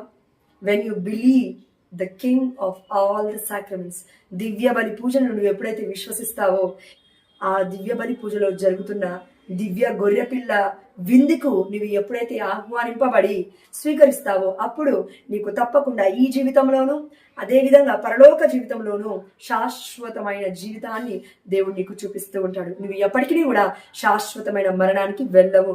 ఒకవేళ నువ్వు విశ్వసిస్తే, అంత గొప్ప జీవితం నువ్వు గడిస్తే, ఆనాడు ఏలియాను దేవుడు ఏ విధంగా అయితే అగ్ని రథముల ద్వారా తీసుకువెళ్ళినాడో అదేవిధంగా నిన్నును నన్ను తీసుకువెళ్తాడు. ఎప్పుడు అంటే యోగ్యకరంగా నీవు జీవిస్తే. ఎంతమంది శత్రులు నీకు విరుద్ధంగా లేసినా, ఎంతమంది పాస్టర్లు లేసినా, ఎంతమంది అబద్ధపు బోధకులు లేసినా, ఇదిగో దేవుడు నీకు చెప్తున్న మాట ఒక్కటే, ప్రియమైన బిడ్డ, ఈ లోకంలో ఉన్న వారి కంటే నీలో ఉన్న పరిశుద్ధాత్మ దేవుడు గొప్పవాడు, నిజమైన వాడు, సత్యమైన వాడు, నిజమైన ఆత్మ, సత్యము, ఆ యొక్క జీవము, నిజమైన మార్గాన్ని చూపిస్తుంది. ఆ మార్గాన్ని నమ్ముకున్నవాడు ఎప్పటికీ కూడా మోసపోడు. ఒకవేళ మోసపోయినప్పటికీ ఇదిగో నేను నా పరలోక రాజ్యంలో నేను స్థానం ఇస్తాను. ఎందుకంటే ఇది అశాశ్వతమైన జీవితము, శాశ్వతమైన జీవితం అక్కడ ఉంది అని దేవుడు మనందరికీ చెప్తూ ఉన్నాడు. అయితే ఇప్పటి వరకు మనం మాట్లాడినంత ఒక ఎత్తు అయితే అండి, ఇప్పుడు ఒక్క వాక్యము దేవుడు చూపిస్తున్నాడు. దీని ద్వారా, ఈ వాక్యం ద్వారా ఇంకా మనం అన్ని అర్థం చేసుకోవాలి. అదేంటి అంటే యోహాను సువార్త 10వ అధ్యాయము 16వ వచనం ఒకసారి చూడండి. ఈ గొర్రెల దొడ్డికి చందని వేరే గొర్రెలను నాకు కలవు. అంటే దేవుడి యొక్క పరిచయం చేసే బిడ్డలు ఎంతో మంది ఉన్నారు కదా. మరి కాదండి, సరే కథోలిక శ్రీ సభ అంటే ఒప్పుకుందాం, బట్ వేరే వాళ్ళు కూడా చేస్తూ ఉన్నారు కదా, మరి వారి గురించి అట్లా తప్పుగా మాట్లాడదు కదా అని మీరు అనొచ్చు. కానీ దేవుడు ఏం చెప్తున్నాడు ఇక్కడ చూడండి కరెక్ట్గా, నా గొర్రెల దొడ్డికి చెందని వేరే గొర్రెలను నాకు కలవు. గొర్రెలకి సంబంధించని గొర్రెలు కొన్ని ఉన్నాయి, అవి నాకు సంబంధించినవే. అయితే ఇప్పుడు దేవుడు ఏమంటున్నాడు చూడండి, వాణిని కూడా నేను తోడుకొని రావలేను, నేను తీసుకొని రావాలి. ఎక్కడికి? అవి నా స్వరమును ఆలకించును. ఎప్పుడు ఆలకిస్తాయండి? దేవుడి యొక్క కృప చొప్పున సత్యము దేవుడు వారికి ఎరిగిస్తే ఆలకిస్తాయి. అప్పుడు ఒకే మందయు ఒకే కాపరియు ఉండును. చూడండి, ఒకే మందయు ఒకే కాపరియును ఉండును. ఇప్పుడు దేవుడు పేతురికి అధికారాన్ని ఇచ్చాడు. పేతురు అంటే రోమ్లో ఉన్న, ఇప్పుడు పేతురు గారు సెయింట్, పునీతులయ్యారు. అయితే అక్కడ రోమ్లో ఉన్న పోపు గారులు, మన పరిశుద్ధమైన తండ్రి గారులు, వారు ఏదైనా ఆజ్ఞ జారీ చేస్తే అంతా ప్రపంచం అంతా మారాలి. అలా మారాలంటే ఒక్క కాపరే ఉండాలి. కథోలిక శ్రీ సభకి ఒకే కాపరి ఉన్నారు. దెర్ ఈజ్ అ హైరార్కీ, అంతే, ఒక హైరార్కీ ఉంది. అయితే అక్కడ రోమ్లో ఏది జరిగితే అక్కడ ప్రపంచవ్యాప్తంగా ఒక లెటర్ అనేది పాస్ అవుతుంది, ఒక ఆజ్ఞ అనేది జారీ అవుతుంది. కానీ ప్రొటెస్టెంట్ సంఘాలకి అది తెలిసినా కూడా తెలవనట్టు పట్టించుకుంటారు అనుకోండి. ఓకే, వాళ్ళు అసలు ఏది కూడా వినరు. ఎందుకంటే అమ్మ మరియ తల్లి పుట్టుకని సెలబ్రేట్ చేయరు, బప్తిస్మ యోహాని గారి యొక్క పుట్టుకలను సెలబ్రేట్ చేయరు, యేసు ప్రభుల వారి యొక్క పుట్టుకలను సెలబ్రేట్ చేస్తారు. ఓకే, పర్లేదు. కానీ మిగతా ఏ ఒక్క పునీతుడిని కూడా వారు ప్రార్థన సాయం అడగరు, మరియ తల్లిని అసలే నమ్మరు. కానీ కథోలిక శ్రీ సభ ఇవన్నీ నమ్ముతుంది, విశ్వసిస్తుంది, ఇదే పరమరహస్యం అని చెప్తూ ఉంది. పరిశుద్ధమైన గ్రంథంలో ఉన్న ఎన్నో వాక్యాలు కూడా వివరిస్తూ ఉంది. కానీ ఆ యొక్క ప్రొటెస్టెంట్స్ లో ఉన్న వాళ్ళు ఏంటి అంటే, నేను చెప్పిందే వినాలి, నేను చెప్పిందే కరెక్ట్, దేవుడి స్వరం నాకు వినబడుతుంది కానీ అట్లా చెప్తలేదు, నేను చెప్తున్న విషయం అదే చెప్తుంది. ఏంటంటే కథోలిక శ్రీ సభ వాళ్ళు విగ్రహాలను వేస్తున్నారు, కథోలిక శ్రీ సభ వాళ్ళు ఎవరినో కొలుస్తున్నారు, కథోలిక శ్రీ సభ వాళ్ళు ఏమంటారు, అది క్యాండిల్స్ పెడుతున్నారు, కొబ్బరికాయలు కొడుతున్నారు. అవునా? మరి పరిశుద్ధమైన గ్రంథంలో దేవునికి ఇన్ని చెప్తున్నాడు కదా, మరి నువ్వేం చేయట్లేవేంది? అది విగ్రహం కాదు, నా ప్రతిరూపం అని దేవుడు చెప్తూ ఉన్నాడు. నేను మీ మధ్యలోకి వచ్చి మనుష్య రూపాన్ని ధరించాలని దేవుడు చెప్తూ ఉన్నాడు. మరి ఇవన్నీ ఆచరించట్లేదా మీరు? ఏమండి? ఒకసారి my voice only for Jesus channel, official channel నాది. సో ఒకసారి ఆ ఛానల్కి వెళ్ళండి. ప్రీవియస్ గా నేను పెట్టిన వీడియోస్ ఎన్నో ఉన్నాయి. మీరు ఇదొక్క వీడియో చూసి మీరు ఏం జడ్జిమెంట్ చేయదు, దయచేసి తీర్పు తీర్చకండి, దేవుడు తీరుస్తాడు నాకు, నో ప్రాబ్లం. కానీ నిజమైన బోధనలు చెప్పాలి, ఖండించాలి, సత్యాన్ని బోధించాలి. దేవుడు ఇదే చెప్తున్నాను నాకు. కాబట్టి అవి నా స్వరమును ఆలకించును, అప్పుడు ఒకే మందయు ఒకే కాపరిని వండును అని దేవుడు నీకు చెప్తూ ఉన్నాడు. ప్రియమైన బిడ్డ, మరి ఒకే మంద వల్ల నువ్వు ఉన్నావా, లేకపోతే వేరే మందను ఏర్పాటు చేసుకున్నావా? ఒకే కాపరి వల్ల దేవుడి కిందకి వచ్చి నువ్వు ఉంటూ ఉన్నావా? ఆనాడు దేవుడు యేసు ప్రభువు వారు పేతురుపై కట్టబడిన ఆ యొక్క రాతిపై కట్టబడిన ఆ యొక్క సంఘంలో నువ్వు ఉన్నావా, లేకపోతే నీ యొక్క రాతిపైన నీవే ఏర్పాటు చేసుకొని ఇది నా సంఘము, ఇది నా సంఘము అని ఒక పేరు తగిలించుకున్నావా? లేకపోతే క్రీస్తు సంఘము అని ఒక దేవాలయం కట్టుకొని దాని మీద క్రీస్తు సంఘం అని పేరును పెట్టావా? నో, అది తప్పది. దేవుడు చెప్తుంది ఏంటి? ఆధ్యాత్మికంగా ఆలోచించు, ఫిజికల్ గా కనబడేటి కాదు, ఆధ్యాత్మికంగా ఆలోచించు. అసలు దేవునికి ఏం చెప్తూ ఉన్నాడు? రమ్మంటూ ఉన్నాడు. ఒకే గొర్రెల కాపరి, ఒకే మంద ఉండాలి. ఇదిగో నా గొర్రెలు నా స్వరాన్ని వింటాయి. అయితే కొన్ని గొర్రెలు మాత్రము నా దొడ్డికి చెందినవి కావు, కానీ నేను వాటిని పిలుస్తాను, తోడుకొని వస్తాను. దేవుడు నిన్ను పిలుస్తూ ఉన్నాడు. ప్రియమైన బిడ్డ, ఆమేన్, హల్లెలూయా. దేవుడు యేసు నామములో నిన్నును, నీవు ఆలోచిస్తున్న ప్రతి ఆలోచన, నేను హృదయ అంతరంగంలో ఉన్న ఆలోచనలు యేసు నామములో దీవించును గాక. దేవుడు తన యొక్క గొర్రెల కాపరి, నిజమైన గొర్రెల కాపరి యొక్క గొర్రెల దొడ్డికి, ఆ యొక్క మందకి నిన్ను యేసు నామములో తోడుకొని వచ్చునుగాక. ఆమేన్, హల్లెలూయా. నా ఛానల్ని దయచేసి మీరు సబ్స్క్రైబ్ చేయండి, my voice only for Jesus. అదే విధంగా ఈ యొక్క ఛానల్ని మీ యొక్క ఫ్రెండ్స్ తో, ఫ్యామిలీ మెంబర్స్ తో షేర్ చేయమని మిమ్మల్ని రిక్వెస్ట్ చేస్తూ ఉన్నాను. ఎందుకంటే నిజమైన బోధనల గురించి ఇప్పటి నుంచి ఎంతో గొప్ప గొప్ప వాక్యాల ద్వారా దేవుడు మనల్ని దర్శించబోతూ ఉన్నాడు. కాబట్టి దయచేసి సబ్స్క్రైబ్ చేసుకోండి. సబ్స్క్రైబ్ చేసుకోకపోతే, బెల్ ఐకాన్ మీరు ప్రెస్ చేయకపోతే నోటిఫికేషన్స్ రావు నేను పెట్టిన ప్రతి వీడియో. దయచేసి సబ్స్క్రైబ్ చేయండి. అండ్ మీ యొక్క చేతులను దేవుడు నిండుగా ఆశీర్వదిస్తాడు. దయచేసి షేర్ చేయండి. ఆధ్యాత్మికమైన విషయాన్ని ఎంతో మంది బిడ్డలకి పంచితే మనకు కూడా ఆ ఆశీర్వాదం అనేది వస్తూ ఉంటుంది. Thank you all and have a blessed day. May God bless you abundantly in the mighty name of Jesus. మనందరి కుటుంబంలో శాంతి సమాధానము కలుగునుగాక. కామెంట్ చేస్తూ ఉన్న ప్రతి ఒక్క బిడ్డ విన్నపాన్ని కూడా యేసు నామములో దేవుడు దర్శించి దీవించి ఆశీర్వదించి ఫలింపజేయునుగాక. ఆమేన్. హల్లెలూయా. దేవుడిలో నిజమైన ద్రాక్షవల్లిలో కట్టబడు, అధికముగా నీవు ఫలిస్తావు. దేవుడు లేక నీవు ఏమీ చేయజాలవు.